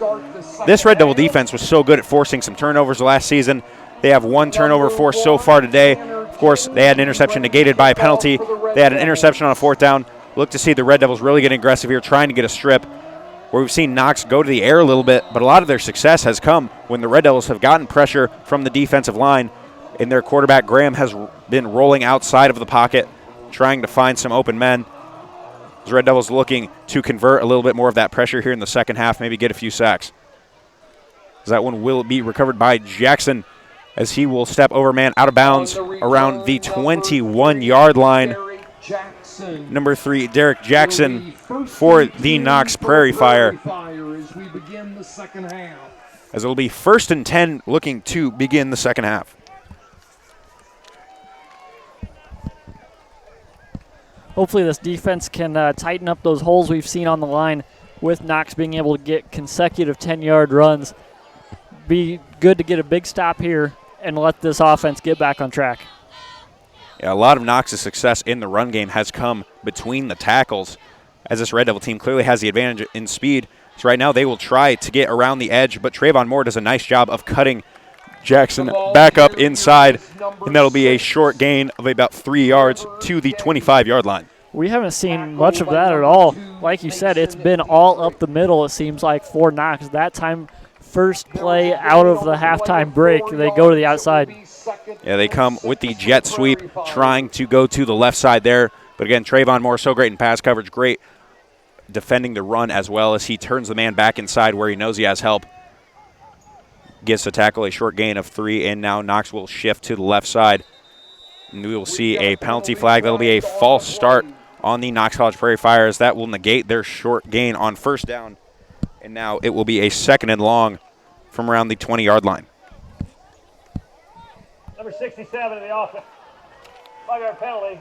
False start by Logan Robin, a junior lineman for the Prairie Fire. 2nd and a long 10 for the Prairie Fire.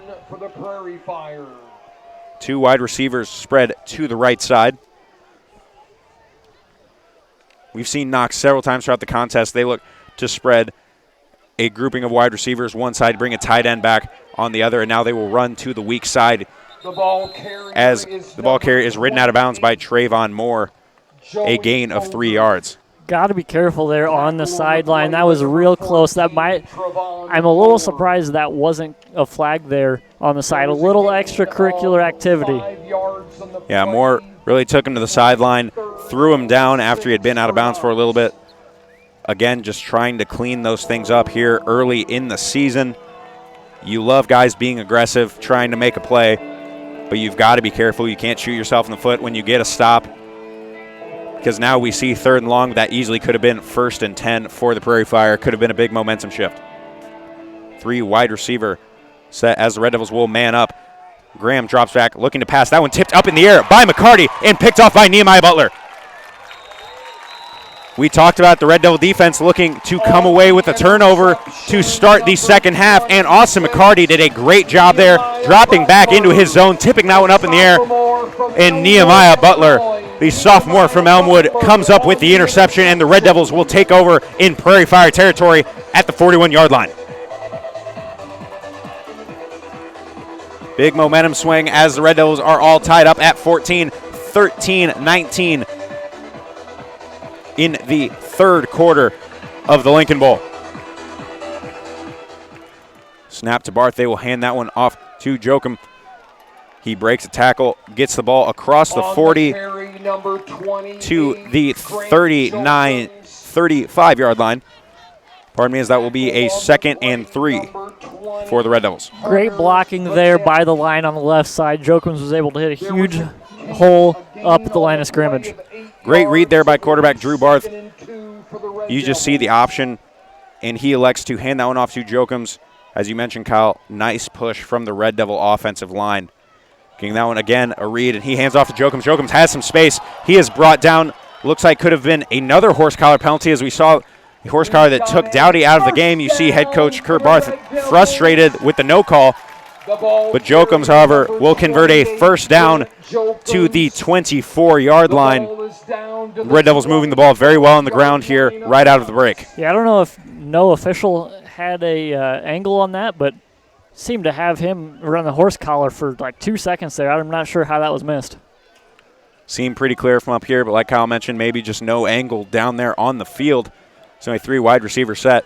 And the Red Devils moving the ball very well here coming off of the interception. The play action. They will go to Jimmy Douglas, the 3rd. He was a half step away from having his 3rd touchdown of the contest. They run the slant to the inside. Nice ball by Barth. First down for the Red Devils in the red zone there at the 12-yard line. It'll be 1st and 10 as Jimmy Douglas, the 3rd, almost took a 3rd one to the house. There was no hesitation there from Barth at all. He knew exactly where that ball was going.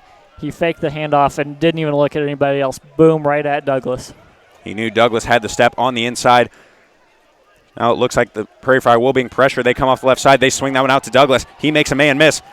Spinning still on his feet, able to get what he can. Picks up 4. Looked like he was going to be tackled immediately, but so elusive. Able to pick up 4 yards there inside the 10-yard line. It'll be 2nd and a long 6 for the Red Devils. There was a gain of 3 yards. It'll be 2nd and 7. The Red Devils here, again, the more balanced offense. In previous years, you would see drives without a passing attempt. You just hand the ball off. Quarterback Drew Barth may pull it and run. Taking to the air here to do some damage. Right off the interception, Jokums hit immediately as he gets to the line of scrimmage. A short loss for the Red Devils. Appears to be 3rd and 7 from the 10-yard line. It'll be 3rd and 8 for the Red Devils. Now we see Charlton and Phillips check into the game for the Red Devils as Pierce Bradford and Wesley Burris head to the sideline, looking to spread things out here on 3rd and long. 4 wide receiver set. Again, Favre and Douglas to the left, Phillips and Charlton to the right. Shotgun snap goes to Barth. He is looking left. He gets his man to the outside. He finds Favre for the touchdown as the Red Devils will once again take the lead up 22-14, looking to extend it to a 7-point lead. Great read there, great route combo. As you saw Favre going on the slant, he got the defender to bite, cuts right back to the outside. Barth hits him as soon as he makes that break. Waltzes into the end zone. Great route combo, great read there by Barth as he finds Caleb Favre, a very talented wide receiver who finds the end zone. All 3 touchdowns today coming through the air for the Red Devils as this extra point is up and good. The Red Devils extend the lead 21-14, 10-27 in the third quarter. A 10-yard touchdown pass from Barth to Caleb Favre. This is the perfect start for the Red Devils in this second half. Exactly what they needed. Like I said, they needed a big stop on defense, come back, let this offense get back on track, and that's exactly what happened. Moving the ball very well through the ground and the air on their first possession. Of course, all of that sparked by the tip pass by Austin McCarty, leading to the interception from Nehemiah Butler, and the Red Devils driving 35 yards to the end zone. Great to see the Red Devils. We saw the offense sputter a little bit there late in the first half, coming out on their first possession of the second half, finding the end zone here as they take the lead 21-14. Cell phone that has been turned in. If anybody has lost a set of keys or a cell phone, the Red Devils will line up to kick this one off. Deep for the Prairie Fire, Joey Auger and Derek Jackson. Fire 14, Tanner Kenny getting ready to kick off for the Red Devils.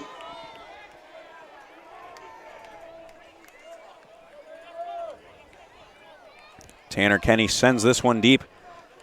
Will be caught at the 8-yard line by Jackson. Jackson trying to work back to the left side. He has a hole. He hits it, and nice job there in coverage by the Red Devils. Great open field tackle by number 13, Dylan Derrick of the Red Devils, as Jackson appeared to have a hole. If he could make Derrick miss, he may have found his way to the end zone to tie this ball game up. 48, Chris Fleischman, the senior out of Tinley Park, Illinois.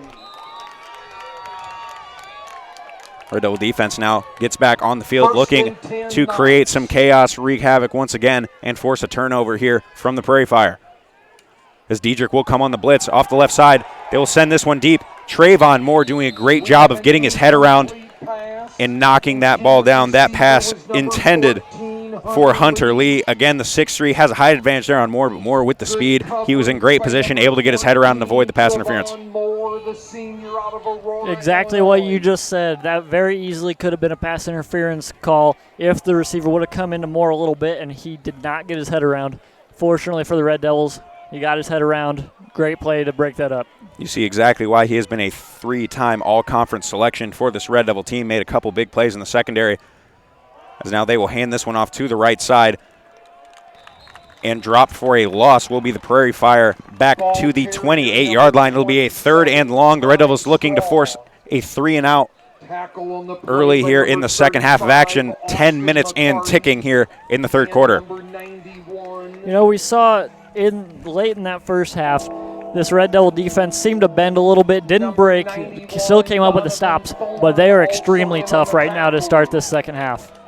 You see an interesting look here as it appears Trayvon Moore playing a safety role as the Red Devils will man up on the line of scrimmage, but Moore looking to be the man over the top. Again, some pressure forcing Graham to roll out to his left. He's forced to throw that one out of bounds.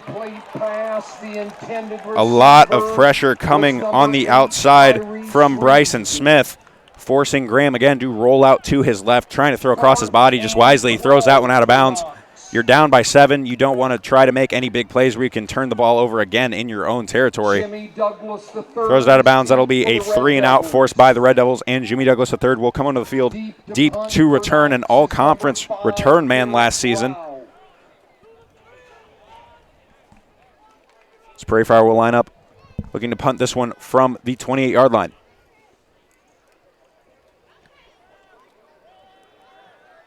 That one fair caught at the 31-yard line by Jimmy Douglas III, and the offense will head back onto the field.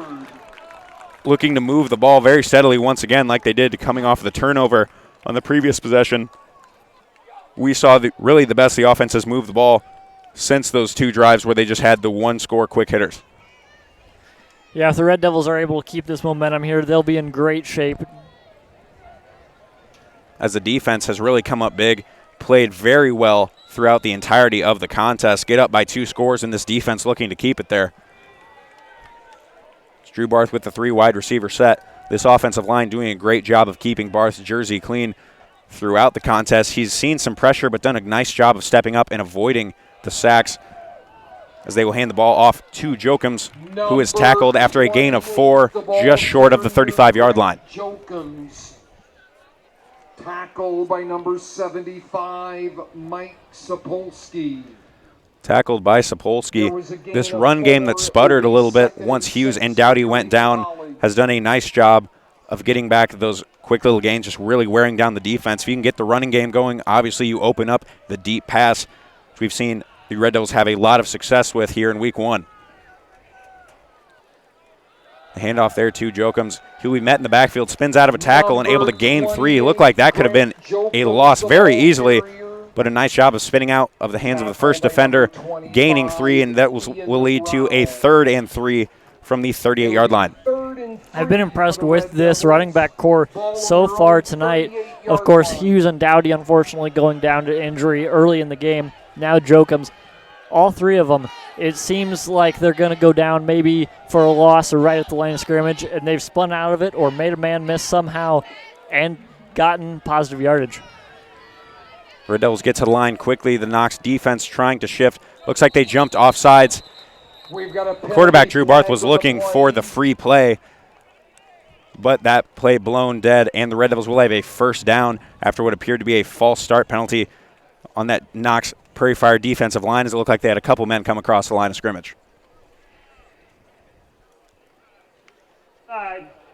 Defense. So we'll be offsides. That'll be a 1st and 10 for the Red Devils.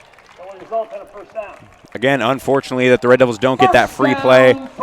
As Barth was ready for it, they tried to snap it just a half second too late. It'll be a 1st and 10 from the 43-yard line.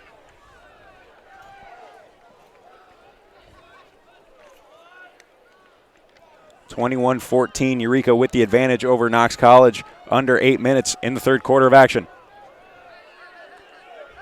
2 wide receivers. Jimmy Douglas III lined up in the slot. Charlton will now motion.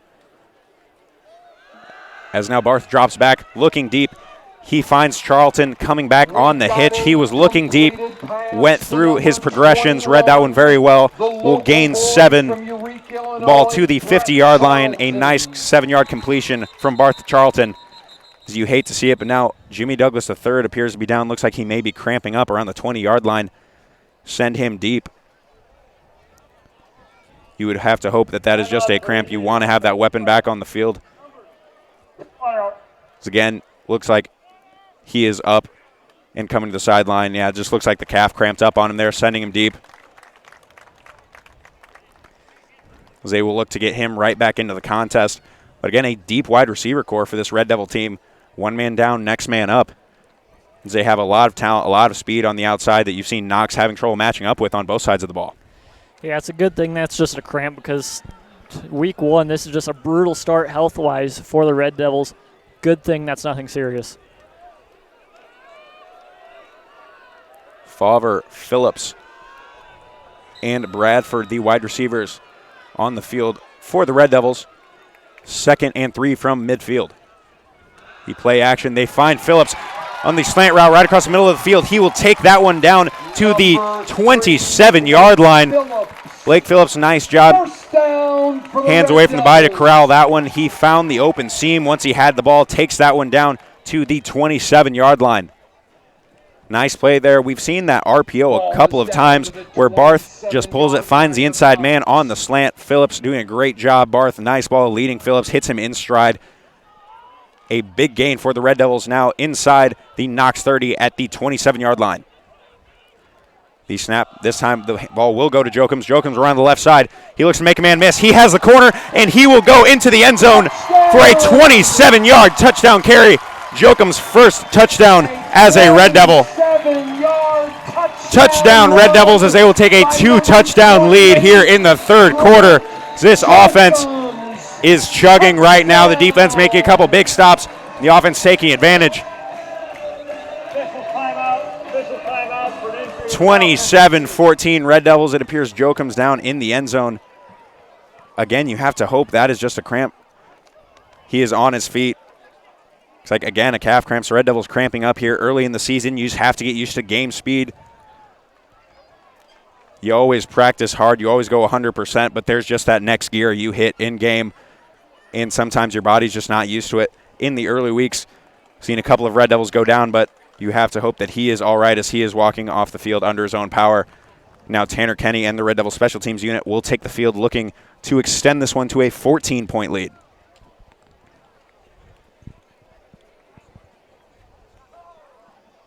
The first rushing touchdown of the season for the Red Devils goes to Jokums. He hit the hole, got to the corner, made a man miss from about the 20-yard line on. Just had to beat the defenders to the end zone, and he did just that. Touchdown, Red Devils. They extend this score to a 14-point lead. It seems like I'm saying it after every drive here, but this has been an absolutely perfect start to the second half. So that extra point is good by Tanner Kenny. 4 for 4 on the day. 28-14 Red Devils. They got off to a hot start in the first quarter. Second quarter, the offense sputtered a little bit, but they are back on track. Great job of the halftime adjustments. And again, you just see how much the passing game has opened up the run game for the Red Devils.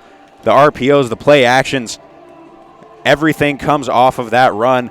Something we saw a lot more of, I feel like, in previous seasons was quarterback Drew Barth keeping it, looking to run the ball. Here, if he's not handing it off, he's pulling that one. He has a man in mind. The Knox College Prairie Fire have had a ton of trouble trying to defend the slant route coming from the slot man on the inside. The middle of the field has been wide open for this Red Devil offense. Thrown into the crowd are also from Michael's Restaurant here in Eureka. Again, back deep for the Prairie Fire, Augie and Jackson. So Tanner Kenny will look to lead the kicking unit onto the field for the Red Devils. 6:50 left here in the third quarter. It's time for this Red Devil defense just to step on Knox's throat. Don't let them breathe. You have a 2-touchdown lead now. Just keep the pedal to the metal here. Yeah, certainly keeping your foot on the gas pedal. You don't want to give them any breathing room as you have all the momentum.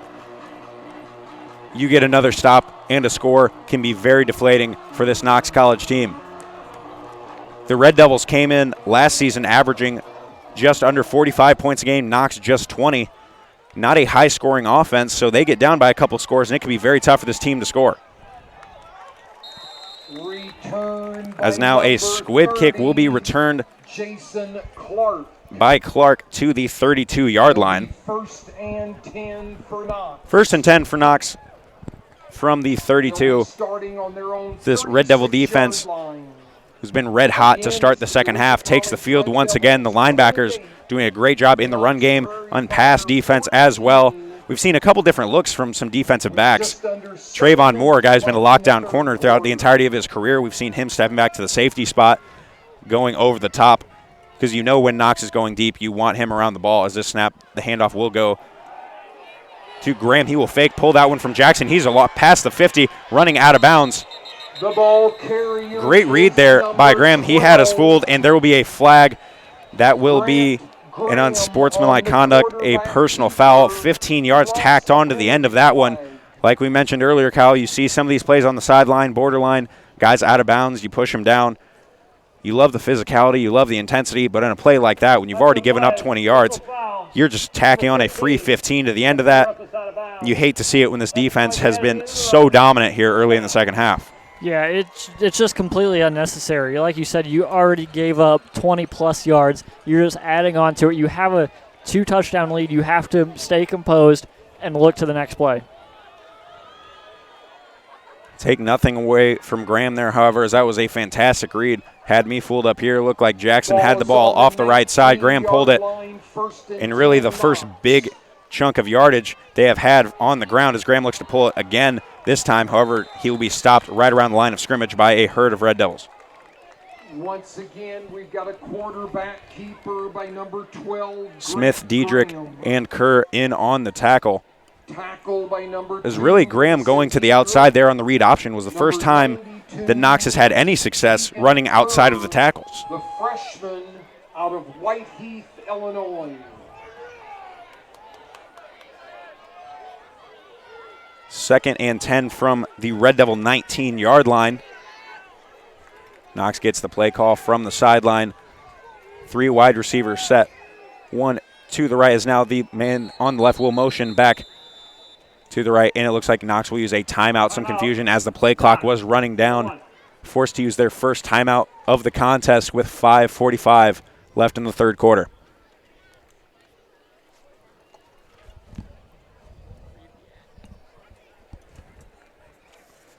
Once again, ladies and gentlemen, this broadcast is brought to you in part by Harrod Law Firm PC.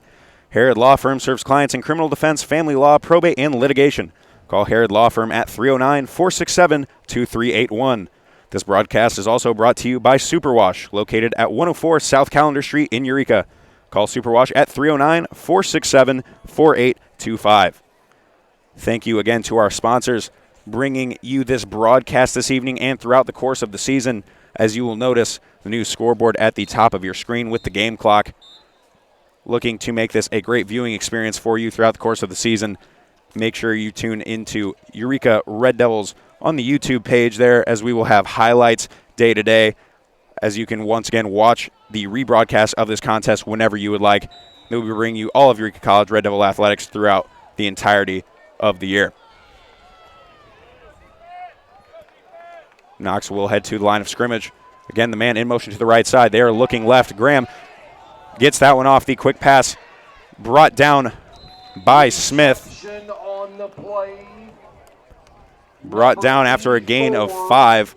It'll be third and a long 5 from the 15-yard line. So now Knox is in the Red Devil red zone. Play by number 93, Bryson Smith. 3rd and 6. Third and a long 5 could be a big defensive stop here for the Red Devils looming. Looking to keep Knox out of the end zone, keep this lead at 2 scores. Trips to the right side. Graham gets a snap. He will hand that one off up the middle to Jackson, and he will be stopped 2 yards short of a first down right around the 11-yard line. 4th and short here for Knox, down by 2 scores in the red zone. Looks like Knox will be going for it. Could be a game-changing play here for either team. Definitely one of the biggest plays of the game coming up here. No matter what, though, this is a great job by the Red Devils defense of stepping up after that penalty to put them in even better field position. Big stop hopefully coming up here. Knox comes to the line of scrimmage. 3 wide receivers set. The Red Devil defensive line trying to get set. The snap here. They will hand it off to Jackson. See, fake the handoff, actually go. The play action pass dropped by the tight end. Incomplete. The Red Devils come up with a big stop right there.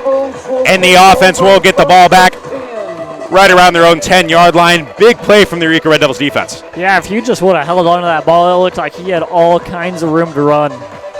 Looked like up here, once again, looked like he gave the ball to Jackson, because Jackson looked like he had a shot at the end zone. Instead, pulls that one, tries to go to the tight end, Sutter, and just dropped there a low pass. A lot of pressure from the outside, but again, up the middle, looked like he had a little bit of room to work. Maybe a bit of a misread there by Graham, and the Red Devils take advantage, getting the ball back 1st and 10 from the 12-yard line.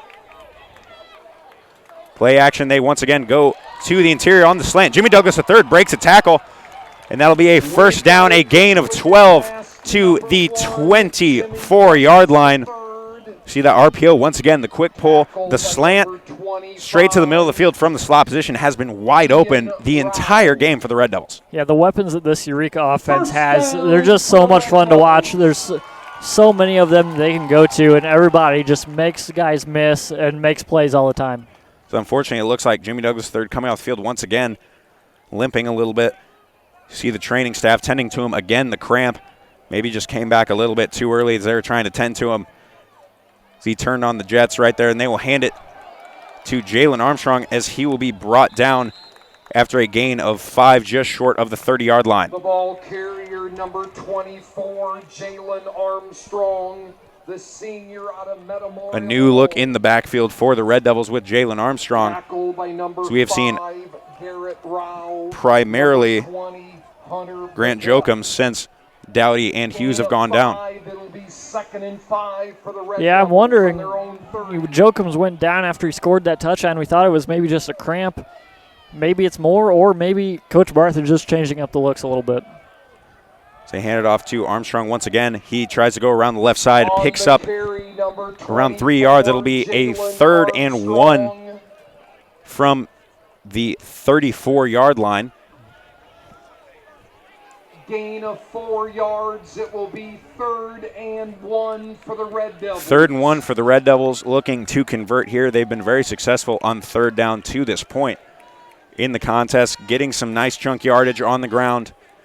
But again, the middle of the field has been wide open for the Red Devils as Knox looks like they're trying to man up on the outside and just can't match up with the athleticism of these Red Devil wide receivers.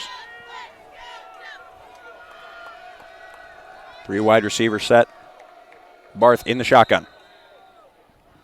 Timeout. Now Knox will call, Eureka, will call a timeout with 2:15 left in the 3rd quarter.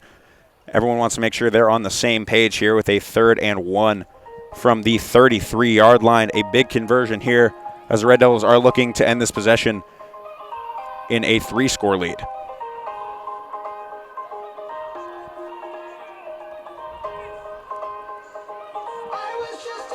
We see still on the sideline the training staff stretching out Jimmy Douglas III.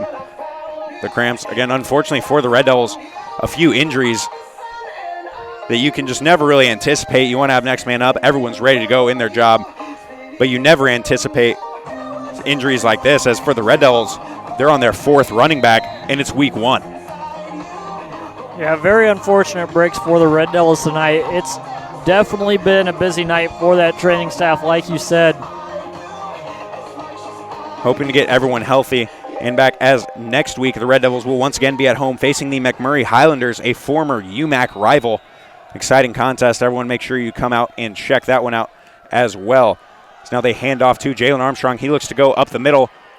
That one will be close. It looks like they're going to mark him just short of the 1st down marker, but they might have to measure this one. Ooh, 1st down. They will say 1st down for the Red Devils. It was close. I thought they were going to have to measure that, but they will go ahead and give the Red Devils the 1st down. Nice job there by Jalen Armstrong checking into the contest, getting a 1st down on 3 carries there for the Red Devils. As now Jokums will check back into the contest. Looks like he's running just fine. Nice job there by Jalen Armstrong. 3 carries, getting the 1st down. A guy who coming into this game, the 4th running back, checks in the 3rd quarter of a big contest here in the Lincoln Bowl, does a nice job at running back. So Red Devils will roll out right, looking to move the pocket. They try to go deep to Pierce Bradford. That one connected on. He has some space. He's at the 10. 1 man to beat. Breaks through the tackle into the end zone. Touchdown, Red Devils. They roll out right. Drew Barth throws that one in stride to Pierce Bradford, who had a man all over him. There's a flag on the play. That will be a defensive pass interference declined by the Red Devils. Pierce Bradford just fighting through contact, the strength there. He gets the ball around the 15, has 1 man to beat, just fights through the tackle, scores a touchdown, the 1st touchdown of his young career. Great to see that play. Very nice design. And again, we talk about the athletes the Red Devils have on the outside, the speed there. The sophomore wide receiver from U-High. Great talent, great ball there by Barth. Barth has 3 bombs for touchdowns in this contest, something that in past years we may not have seen. Yeah, Barth put that right on the money. He was on the move as well, running to his right. That is not an easy play. And something like that we've seen on several occasions. The Red Devils, when Barth has been set in the pocket, has seen a lot of pressure. Well, how do you counteract that? You shift the pocket. He rolls out right there, the offensive line. They move the pocket. He has time to throw. Drops a dime to Pierce Bradford. Great job there by the offense. Nice play calling there by the Red Devils, and they make this a 3-score game, 35-14, 1:27 in the 3rd quarter. 3 possessions, 3 scores for the Red Devils here in the second half after the offense sputtered late in the first half. Great to see. Great to tune things up here. A 3-score game as we are nearing the conclusion of the third quarter of action. A running into the kicker penalty there from Knox, but the extra point is good. The Red Devils will look to kick this one deep. Kyle, we talked about in pregame how we look to see a much more balanced offense this season with Lee Anthony Reasanover departing. Some very talented running backs in the Eureka Red Devil stable of backs, but you have the arm talent there with Drew Barth, a senior quarterback. He's been there, was very efficient last season, did a great job with the ball in the air. And here, 5 touchdowns for the Red Devils, 3 of those coming deep in the air. 4 of those in the air are actually 2 to Douglas, 1 to Favre, and 1 to Pierce Bradford. And then the rushing touchdown there by Jokums. Yeah, it's been a very impressive showing from this offense. Like you said, a much more balanced offense. Of course, last year, if you're going to go to Lee Anthony, best running back in the country. Now it's nice to see Barth kind of unleash the beast a little bit. A 66-yard bomb from quarterback Drew Barth to wide receiver Pierce Bradford extends this lead as the Red Devils certainly winning the second half. They went up 14-7, sputtered a little bit. Knox was able to tie it up late in the second half. Neither team was getting much done on offense here. The Red Devil defense has stepped up big, gotten the ball into the hands of some very talented playmakers on offense, and they have made the Prairie Fire pay. Tanner Kenny kicks this one deep. Jackson will field it at the 10-yard line. Jackson starts right. He will cut back left. He has some space on the outside. Look like a hold, and there the flag will come in. Jackson crawled out of bounds around the 40, but it looked like the Tavion Woodson was ridden down to the ground there in coverage of the kick. That'll be a holding penalty from the Prairie Fire.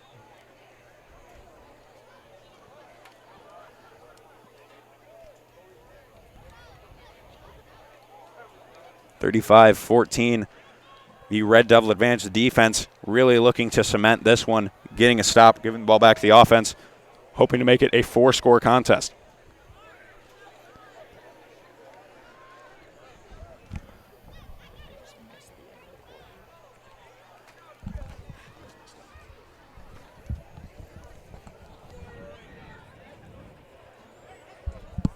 The officials still trying to sort things out on the field.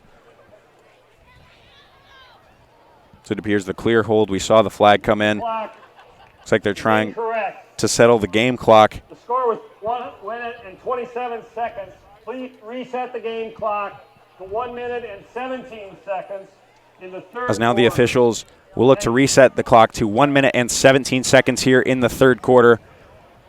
So now they look to get the ball set after the penalty.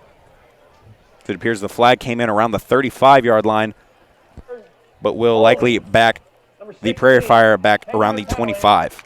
First down, now.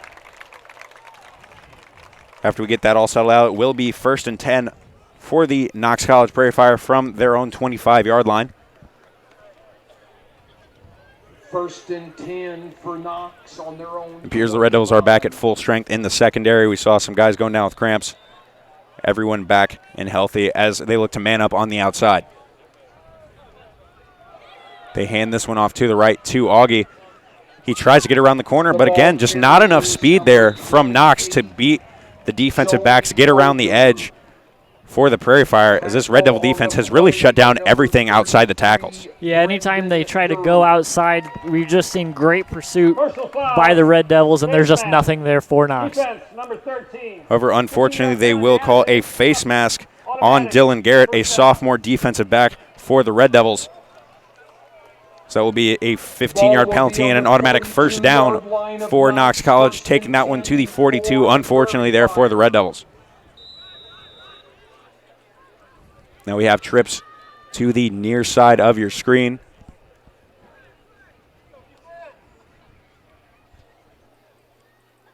Man in motion to the left. So now the snap will go to Graham.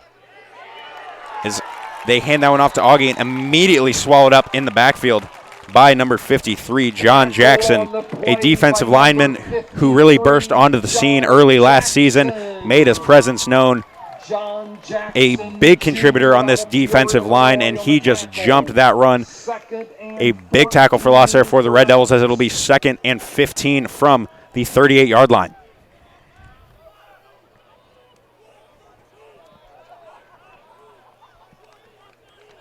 Knox trying to go with the read option with Graham and Augie, but so much pressure from the Red Devils, it didn't matter who had the ball. They were going down in the backfield. They fake the jet sweep. Graham rolls out to his right, and that pass behind the intended receiver, Lee. Incomplete. It'll be a 3rd and a very long for Knox from the 38-yard line. That's the 3rd or 4th time we've seen Knox have an open receiver and the quarterback just misses him. Again, we've talked about Graham, a converted wide receiver to quarterback. This Knox team looking to be a run-heavy team throughout the course of the season, but down by 3 scores here as we're approaching the end of the 3rd quarter. You have to air the ball out a little bit. You have to try to work quickly, working much to the Red Devil advantage, as it really is very apparent that they have the advantage on the back end on the outside. So now Graham drops back to pass, has a man on him.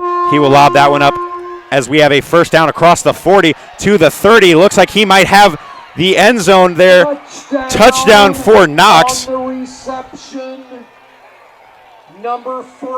As the quarter comes to an end, they dump that one off to Hunter Lee, and he tightrope the sideline for 62 yards. Really just broken coverage there by the Red Devils. He came on a crossing route untouched, but then great blocking downfield by the wide receivers for Knox. Yeah, I thought there might have been a hold there, but there was not great blocking, as you said. It looked like he was just trying to get out of bounds, almost just avoid the contact, but he just found a little bit of room on the sideline, tight-roped around the 25, and he found his way into the end zone as Knox cuts into this Red Devil lead. The extra point is good. It'll be 35-21 here as we get ready to start the 4th quarter of action. Very loud ending to the 3rd quarter for Knox. Is that really the first signs of life they've shown on offense here in the 2nd half? Yeah, tough way to end it there for the Red Devils, but overall, that 3rd quarter was tremendous. 3 scores for the Red Devils. Knox coming out with the 1 score to end the quarter. A little bit of a momentum shift there. As you can tell, the Red Devil defense frustrated, but just some busted coverage. You see one man coming wide open across the field.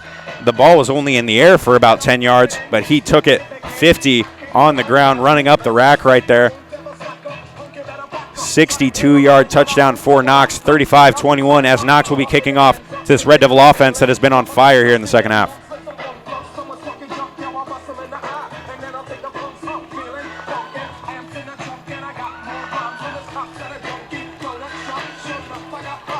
Red Devil return team takes the field. Back deep for the Red Devils.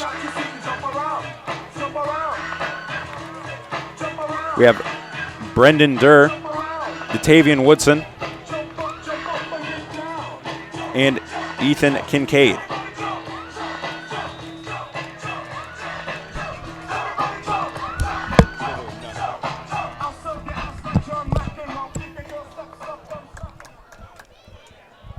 That kick deep will go out of bounds. The flag will come out for an illegal procedure penalty, and the Red Devils will take over on offense here.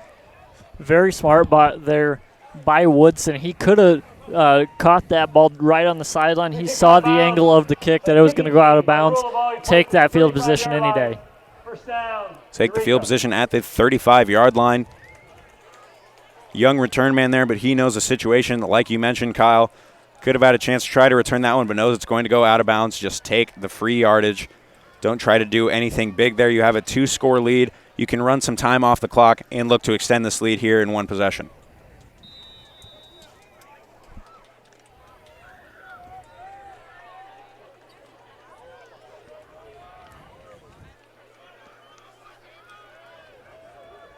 Barth calls for the snap, high snap. They will hand it off to Jokums.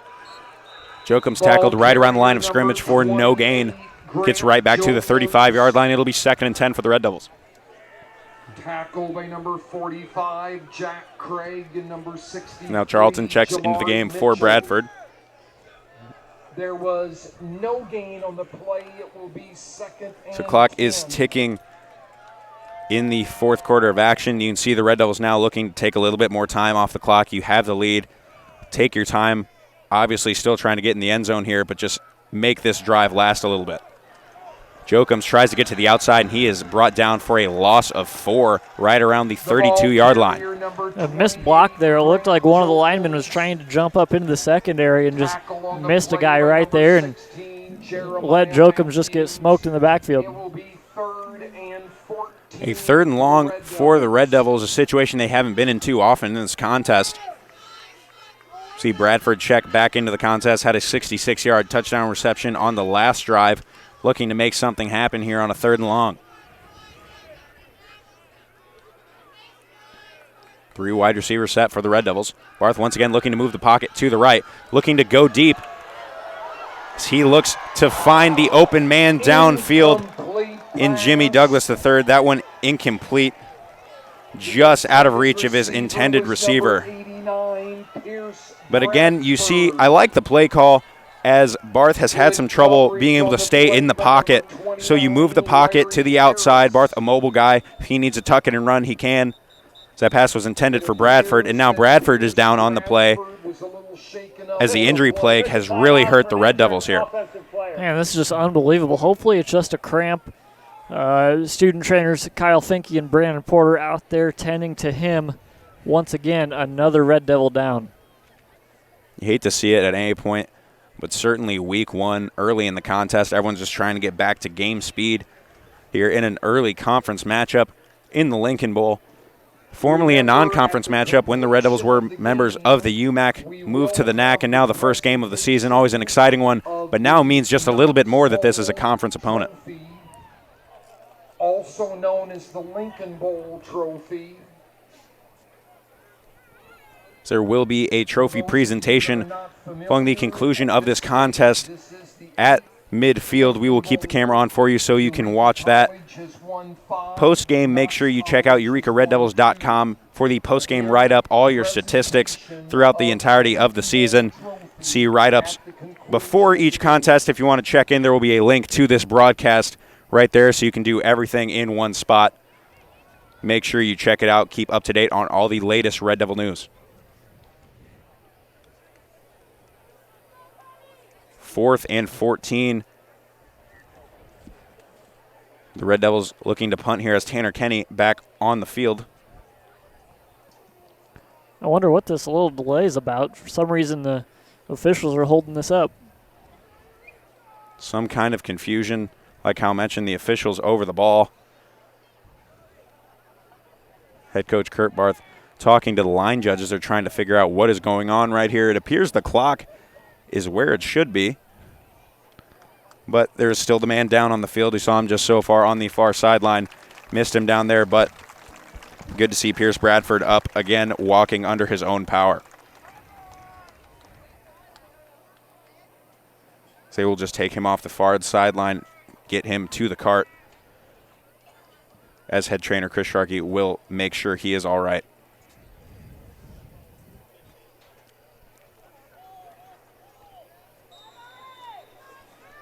Tanner Kenny back to punt for the Red Devils, standing right around the 20-yard line. Low snap. He has some pressure, and he will fake it. Runs right up the gut. Makes a man miss. He's across the 50-yard line. He slides down. That is a first down for the Red Devils. We talk about how aggressive this team will be on special teams. He saw the pressure and just tucked that one, ran right up the gut. Wisely slides down there, avoiding the contact. That'll be a first down for the Red Devils, keeping this offensive possession alive. I'm not entirely sure if that was planned, because it looked like it was a low snap, and it looked like he was about to get the kickoff, saw that pressure, and found a hole. And just like you said, Kyle, I don't think that was designed at all. Low snap, saw the pressures from the outside, and he just tucked it right up the gut, had one man to beat for the first down, picked up a big block right around the 50, Slides down at the 48-yard line, will extend this drive for the Red Devils, and that can be a huge momentum swing. A killer. This Knox team gets a big stop, 4th and long. You think you have a chance to get your offense back on the field. Tanner Kenny flips the field for the Red Devils, not with the leg, but with his legs on the ground right there. Big first down run for Tanner Kenny, and Jokums on the first play of this new set of downs will be tackled for a gain of 1. Number 59 on the tackle, James Denasa. And number 25. Red Devils now on the Knox side of the 50-yard line. It'll be 2nd and 9 from the 47-yard line.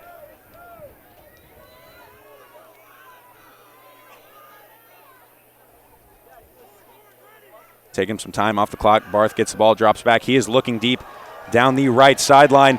He finds a man. Beautiful catch there by Jimmy Douglas III. His 3rd touchdown of the contest. A beautiful ball there by Drew Barth. Drops it right into the basket. Jimmy Douglas had a step, and that's all he needed. As Barth just putting on a clinic here at quarterback for the Red Devils. That is just an unbelievable throw. He could not have put that in a better place for Douglas. Wow. Douglas, you saw he had cramped up on the sideline earlier. He's coming back at full strength, and his 3rd touchdown reception of the contest. I don't know how the other games in the conference are going this week, Kyle, but I would have to say Douglas and Barth are battling for that Offensive Player of the Week accolade as they are just putting on a clinic. Tanner Kenny's extra point up and good. 42-21 as the Red Devils have now doubled up on Knox here in the 4th quarter. 12:09 remaining. Just a beautiful deep ball from Drew Barth. Again, Kyle, in years past, if I had told you that the Red Devils were going to have 5 passing touchdowns in a game, you would have called me crazy. I think everyone in these stands would have called you crazy. But you see this new look offense and exactly what they can do. They can still do it on the ground, but Drew Barth airing it out, playing very well, very efficient. And Jimmy Douglas III, we mentioned it pregame, he can be a game breaker, and he has shown just that. Going to be a guy that teams have to game plan for defensively. Even when you game plan for him, there's not much you can do to stop him. No, and it's tough to game plan for him because you can get it to him right out in the flat and he can just run around guys, or he can go long and just have exactly what just happened. You can see the crowd cheering on the offensive line for the Red Devils as Drew Barth had plenty of time to throw right there, loaded up. Again, just a beautiful ball from Barth to Douglas. Gives it to him right around the 5-yard line, puts it right in the basket. He had a half step right on the money as he got it in stride. Goes into the end zone for 6. Like you said, beautiful ball there from Barth. I've been real impressed with him tonight. He has had several just beautiful balls.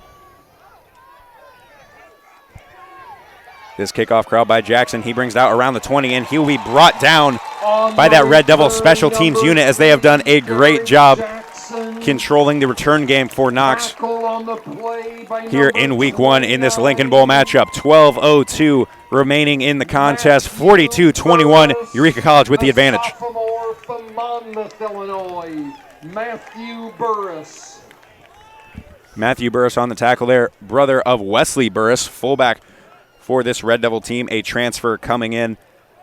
The family connection here for the Red Devils. Graham signals for the motion man. Play action pass, he drops back, looking to get somebody over the middle. That pass complete to Lee.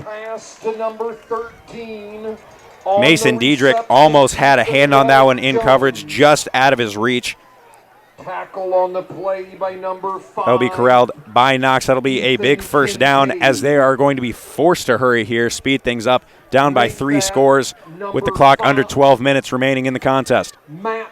Looking to go to the air, and this is a team that is not a pass-heavy team. Interesting to see if the Red Devils can force a turnover here in the air.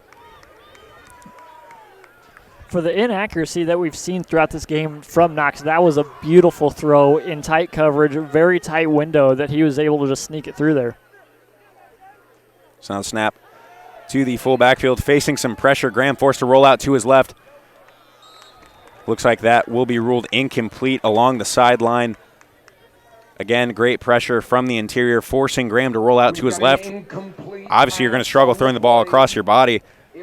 But when Graham has been able to get outside of the tackles, be on the run to his right, he has found a lot of success. Force him to roll out to the left. Much more of a struggle as now we will see 2nd and 10 from the 44-yard line.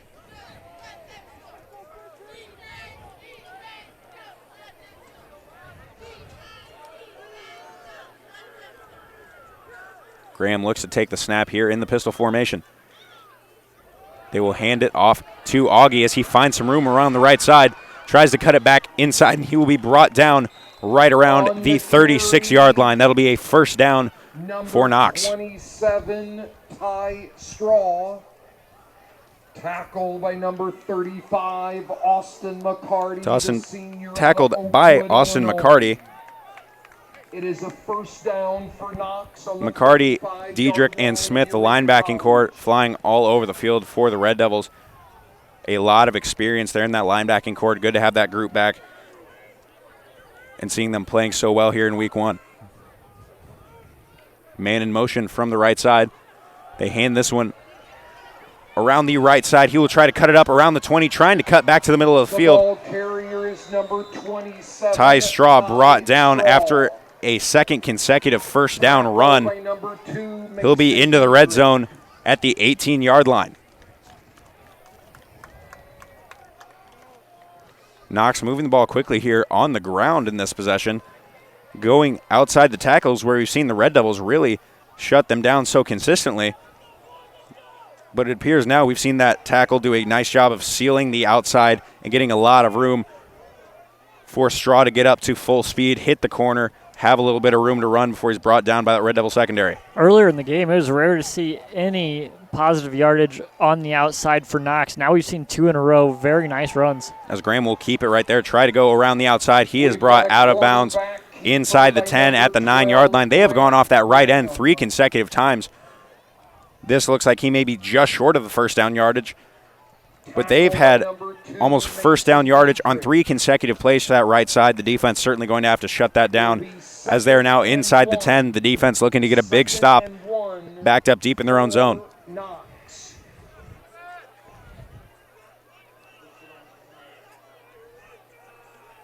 Ball is on the 9-yard line of the Red Devils. 2nd and 1 from the 9-yard line. 4 wide receivers set for Knox. Graham takes a snap. He's looking to do this one in the air. Steps up, trying to roll out, facing a lot of pressure, and he will just dive down. That'll be a loss of 4. Make it 5 right around the 15-yard line. It'll now be 3rd and 6 for Knox. This clock is just ticking away on Knox. They've had success in the run game this drive, but at the same time, that just keeps the clock moving and is not a bad thing for Eureka at all, even though they're giving up big chunks of yards. Yeah, really killing a lot of clock here. They had the ball inside the 10-yard line. Now they've burned almost 2 minutes just trying to get the first down. Yeah, definitely surprised by seems like there's no urgency here for the Knox offense. They hand that one to the outside to Straw, and he'll be swallowed up immediately on the outside. I really question the play call there, Kyle. You've had some success going off of the right side. They try to go off the left tackle here, brought down by Jackson immediately. That'll be a 4th and long. The clock keeps running. I just really don't understand that play call in this situation. Right, I don't completely understand why they're still running the ball primarily. Yeah, they had the success off that right side, like you said, but there's 8 minutes left in this game, and they're down 3 touchdowns. You got to get it going. Yeah, 3rd and long in the red zone. Obviously, you're in 4-down territory from here on out, but I don't see maybe calling up a play. You've had success up the gut. You've had success off the right side. The one spot you have had 0 success throughout the contest off that left side, and that's exactly where they tried to go. So now Graham tries to step up in the pocket, facing some pressure from Jackson. Lobs that one up. One hand able to corral that for Knox College. The reception by number 27. Number 27, Ty Straw, the running back, reaches up, is able to corral that one with one hand, gets the first down for Knox College Prairie Fire, keeping Knox's hopes alive. Yeah, shades of Odell Beckham Jr. there with a great catch. Yeah, Graham, again, forced out of the pocket by Jackson and Julius Payton. Just lobs that one up. Not the best ball, but Straw able to come down with it. 1st and goal from the 7-yard line. But again, really no sense of urgency here from the Prairie Fire. So play clock winds under 10. They will hand it off to Straw as he looks to go up the gut, swallowed up by a herd of Red Devil tacklers. He was on his feet, able to gain a little bit extra there, a late push down to the 2-yard line as it'll be 2nd and goal inside the 5 for Knox. Tackle by Julius Payton. You see the 40-second play clock. Still running men on and off the field. And Knox is consistently snapping the ball under 10 seconds. Yeah, they've had the ball for what, 3 minutes at least in the Red Devils end. Here in the red zone in the shotgun set. Again, snapping the ball at 10 seconds on the play clock. And Straw tackled in the backfield. That'll be a loss to the defensive line. Julius Payton getting a nice push right there. The linebackers crashing in. Ty Straw tackled for a loss of 1. It'll be 3rd and goal from the 4-yard line. One of the first tacklers on But you see the lack of urgency. Number 8, Lane Short. Again, a personnel change for Knox. They've already burned 10 seconds of the play clock. They're running 4 men on. They're looking to get the play call from the sideline. Another 10 seconds gone. You're down by 3 scores. You have the ball inside the 10, and there's just not a lot of urgency. Yeah, it makes 0 sense. So now they once again snap the ball under 10 seconds in the play clock. So they hand that one off. Swallowed up in the backfield. Big stop for the Red Devils. Tackled in the backfield. Number 8, Lane Short. Lane Short, a freshman from Gibson City, making a big stop here in his first Red Devil contest. 4th and goal from the 9-yard line. And like you mentioned, Kyle, Knox has been on Eureka's half of the field for about 5 minutes now. They got the ball with over 10 minutes. The clock is ticking right around 5 minutes. I just don't understand what the thought process is here late in the contest. You would think you try to get the plays in quickly, some quick hits, especially in the red zone as you're playing for the game right now. He lobs this one up, a wide open wide receiver, just busted coverage here for Knox as they will eventually come away with a touchdown at the end of this long drive. You give up the touchdown, but if you're Eureka College, it's almost a victory burning those 5 minutes late in the game. Yeah, you really don't mind that at all. If you're someone looking in on this game, you don't know the score or anything, you would have thought Knox was the one with the 3-touchdown lead on that drive. Like you said, wasted 5 minutes in the Eureka end. I just don't understand the lack of urgency. Looking to get this back to a 2-score contest as Eureka leads 42, now 28. But the Eureka defense, they don't come up with a stop there, but they got enough stops, like we mentioned, to kill a ton of clock. Here, Knox is going to be forced to try to get the ball back on the kickoff because this Red Devil offense shown they can move the ball. They're certainly capable on the ground of killing some clock, certainly capable in the air, but in this situation, you just try to run it out. So now the hands team will take the field for the Red Devils. As again, Knox playing for their life here in week 1. And just using a ton of clock, just still very confused. When you have the ball in the opponent's side of the field, you have the chance to score quickly. They really used 3 minutes inside the red zone. Yeah, they did. I don't know, Thomas. 42-28, under 5 minutes here left to play.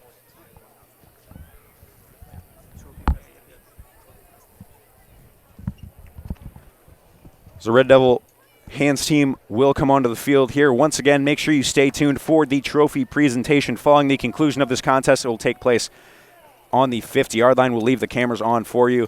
We'll leave the mics on. Make sure you stay and watch the winner of this contest be presented with that Lincoln Bowl trophy. These guys have a countdown to week 1 in both locker rooms. These guys are in the weight room working hard in the offseason for week 1, especially this Lincoln Bowl. When it's such a big presentation, it just means a little bit more to these teams. As here a squib kick will be corralled by the Red Devils around the 30-yard line. Tackled right around the 35. The Red Devils here get the ball at the 36-yard line. Woodson doing a good job of making sure he holds on to the ball in that situation. You don't need a big return. You just need to make sure you have possession. Gets to the ground. Nice heads-up play there by Woodson. Yeah, really, if he would have just caught that and immediately dove forward, that really would have been a smart move also. You can see it looks like that may be what head coach Kurt Barth is telling him in that situation. He did a good job of making sure he had possession of the ball.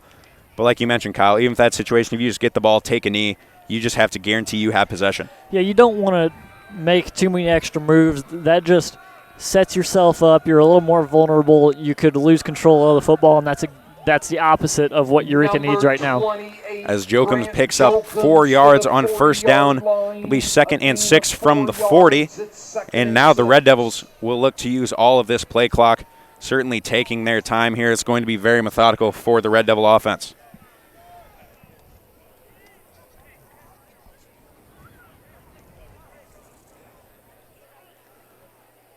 So the play comes into the huddle with around 20 seconds left on the play clock. Certainly in no hurry here as they get to the line. The quarterback, Drew Barth, has been a great game manager today. If I had to pick one MVP, of course, you see Jimmy Douglas III with those 3 big touchdowns.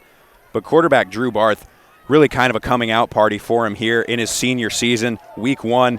Everyone wondered what the offense was going to look like with the departure of LeAnthony Reasonover, the most prolific running back in the history of Eureka College, one of the most prolific running backs in the history of Division III football. How do you bounce back from that? And the Red Devils answered here. Quarterback Drew Barth did a great job controlling this game. Yeah, and they bounced back after some early adversity, too, with Peyton Dowdy and Joe Hughes going down. And they bounced right back in the second half and just took complete control of this game. Great to see early season. We look forward to seeing much of the same as we continue here throughout the season. Once again, the Red Devils will be right back at home next week against the McMurray Highlanders, former conference rival. And that a game, again, in the UMAC, that game meant a ton. Just because this team has switched conference now, the Red Devils are in the NAC, don't think that game means any less to these guys. Still an in-state rival, a game that these guys, you know a lot of those opponents. You've grown up playing some of those guys here in Illinois. And McMurray coming here to the Red Devils' home turf. The Red Devils certainly want to show them who's boss here in Eureka, as now Jokum, after the penalty, will get the ball back to the 41-yard line. And the clock will tick under 3 minutes after that 6-yard carry. To the 41-yard line, it'll be 3rd and 4 for the Red Devils. Again, as we are winding down the clock here in this contest, we would once again like to remind you that this broadcast is brought to you in part by Harrod Law Firm PC. Harrod Law Firm serves clients in criminal defense, family law, probate, and litigation. Call Harrod Law Firm at 309-467-2381.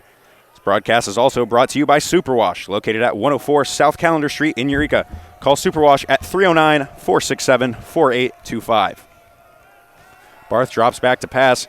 He steps up, and that pass will be complete right around the first down marker.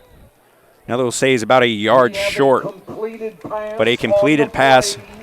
It'll be 4th and short for the Red Devils. That pass to Brett Charlton. Charlton, we've heard his name a couple times not tonight, but again, just so great to see a hometown guy who came in very high expectations. His freshman season was a contributor, has struggled and battled through some adversity with injuries, coming back for his senior season healthy. Really great to see for a guy that's stuck with this program for 4 years. Timeout by Knox, 2:35 remaining on the clock, 42-28. Red Devils with the lead, looking to clinch their 2nd consecutive Lincoln Bowl victory.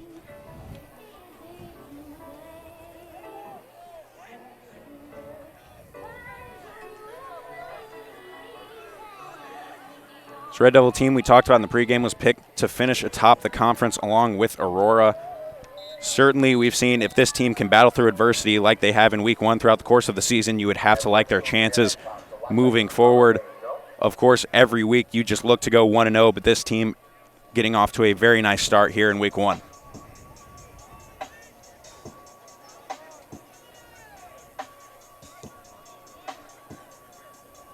So now the punt team will take the field. Tanner Kenny back deep to punt. But again, never count on the punt, as we saw a fake last time. Runs a 4.3 40. Really just an elite athlete back there at the punter position. Low snap bounce. Kenny picks up on a bounce, and he will boot this one deep end over end, gets a good hop at the 20. That'll go out of bounds around the 12-yard line. Great play there by Kenny. As you said, that snap hopped up on him. Luckily was able to stay with it. And just a beautiful punt, great roll. A nice job there, too. One, to corral the punt, to corral the snap, so you don't let that one get away. You don't want to get dropped in your own zone. Give Knox a chance at a quick score, be down by 1. But then to get off a punt that's non-returnable. So you don't put the ball in Knox's hands. You don't let them get a shot at a big return. He punts that one, a low line drive, end over end, but he gets a good roll, gets Knox deep in their own zone. Nice special teams. And the special teams unit has really been a strength for the Red Devils for quite some time now. Now Knox drops back to pass. They try to set up the screen, and they will try to cut it back across to the middle of the field, and that'll end up being a loss of 2. Ogre with the reception. They tried to set up the screen, but just not a lot there as Eureka sniffed that one out. He tried to cut it back across field, but backside help there from the defense, able to bring him down. So now the clock will tick right around 2 minutes. Man in motion, the play action. So now Graham looked to roll out, and he just has to get rid of that one. Awfully close to being intentional grounding, and the flag does come out. Okay. You saw he looked to roll out, but really didn't move anywhere. He just spun through that one away. It looks like it'll be intentional grounding back inside the 5-yard line. Yeah, I was definitely looking for that one. Like you said, he tried to get out of the pocket, but basically just went straight back and didn't move. For 12 of the offense. Quarterback was in the pocket. So now this ball will be placed back inside the 5. Toss it down. They're down. Be a 3rd and very long for Knox, as they are going to have to send up a prayer. This Red Devil defense, the defensive line has done a great job getting to the quarterback. Have only hit home a couple times, but they've done a nice job of just frustrating Graham back there in the pocket, making him roll out, especially like we mentioned, making him roll out to his left across his body. Just not much he can do. Can't get a lot on that throw, and just forced to throw that one out while he's in the pocket.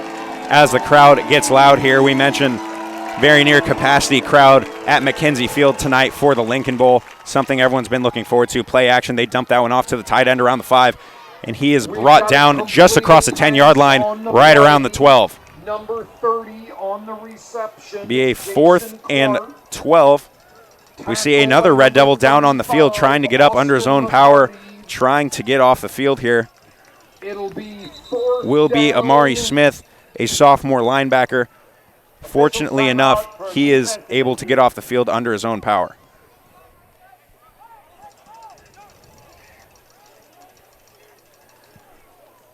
Looks like he just got tangled up there on the back end with a block. It'll be 4th and 12 for Knox College. A minute 30 left in the contest. As Red Devils, here really all you're looking for, just make sure nobody gets behind you. You can even allow a first down here, let the clock keep running. You just can't let anyone deep. So now Graham forced to step up in the pocket, throws that one incomplete. Looked like it might have been some early contact there on the pass, but no call. That one falls incomplete, and the Red Devils will kneel this one out and bring home their 2nd consecutive Lincoln Bowl victory. Yeah, definitely close to pass interference there, but I think that ball was uncatchable anyway. The ball was going to come up short. The Red Devils here looking to kneel this one out. Great all-around game for the Red Devils. The offense came out hot in the second half. You always wonder coming out of halftime, some teams get off to a slow start, and it can really kind of delay the progress in the second half there. Can really hurt them. Well, the Red Devils came out tied at halftime, scored on 3 consecutive possessions, and they never looked back.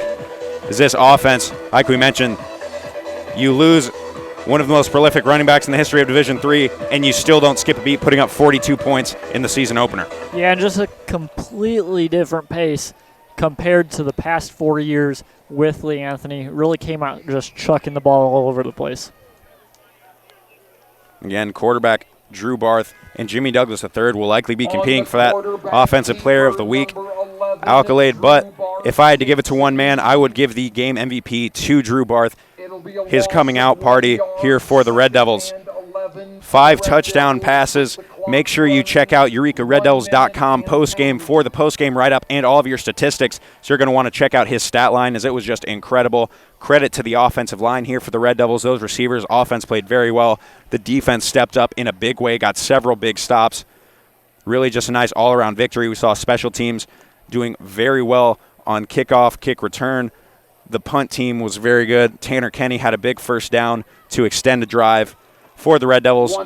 And after that knee, that will conclude the contest. Folks, make sure you stay tuned here post games. We will leave the mics on for you. We'll leave the camera on as you watch the trophy presentation at the 50-yard line. Eureka College will come away victorious in week 1 in the Lincoln Bowl, 42-28 over the Knox College Prairie Fire. Thank you for tuning in. I'm Thomas Harrison. Alongside me is Kyle Cashdaw, and we'll be right back here with you next week as your Red Devils take on the McMurray Highlanders.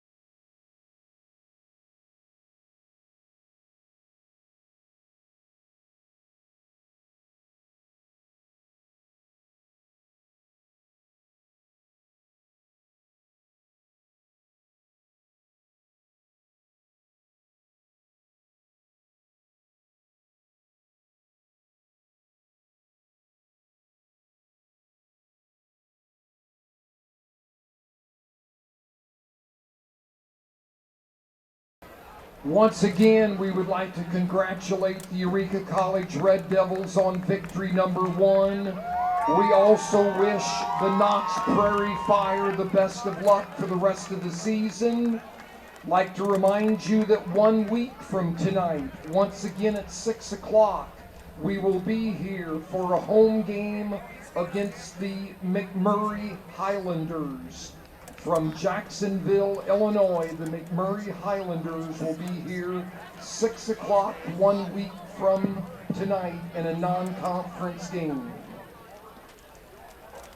At this time, as you look down on the field at the 40-yard line, you will see President Wright from Eureka College, along with Mr. Brian Moore, the athletic director at Eureka College, and we will turn the mic over to them for the presentation of the 8th annual Lincoln Bowl, which now has Eureka with 6 wins and the Knox Prairie Fire with 2 wins. Go ahead, President Wright and Brian Moore. Thank you, Coach. Before we get started, I want to give a nice round of applause for a great effort from the Knox College Prairie Fire tonight.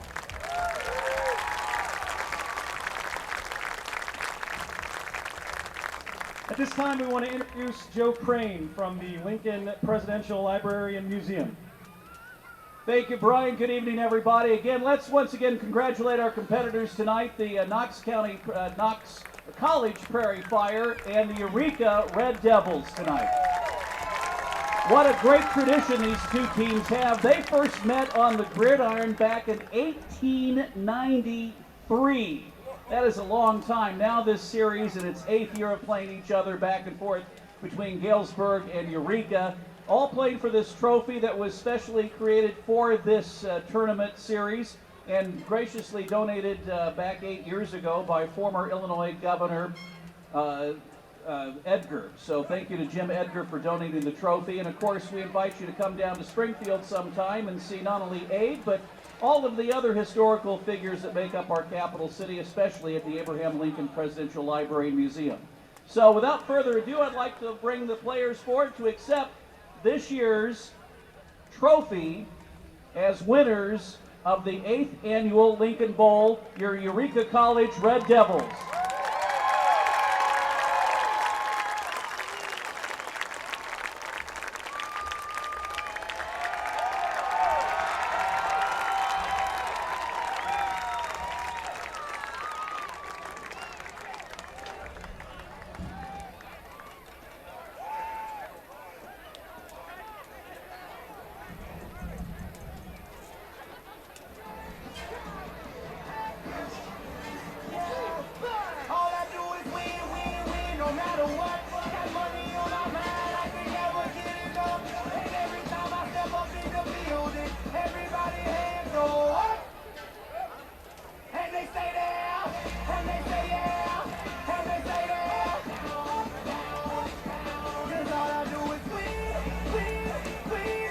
And again, ladies and gentlemen, congratulations to both Eureka College and Knox College on the 8th Annual Lincoln Bowl. Thank you and have a great evening.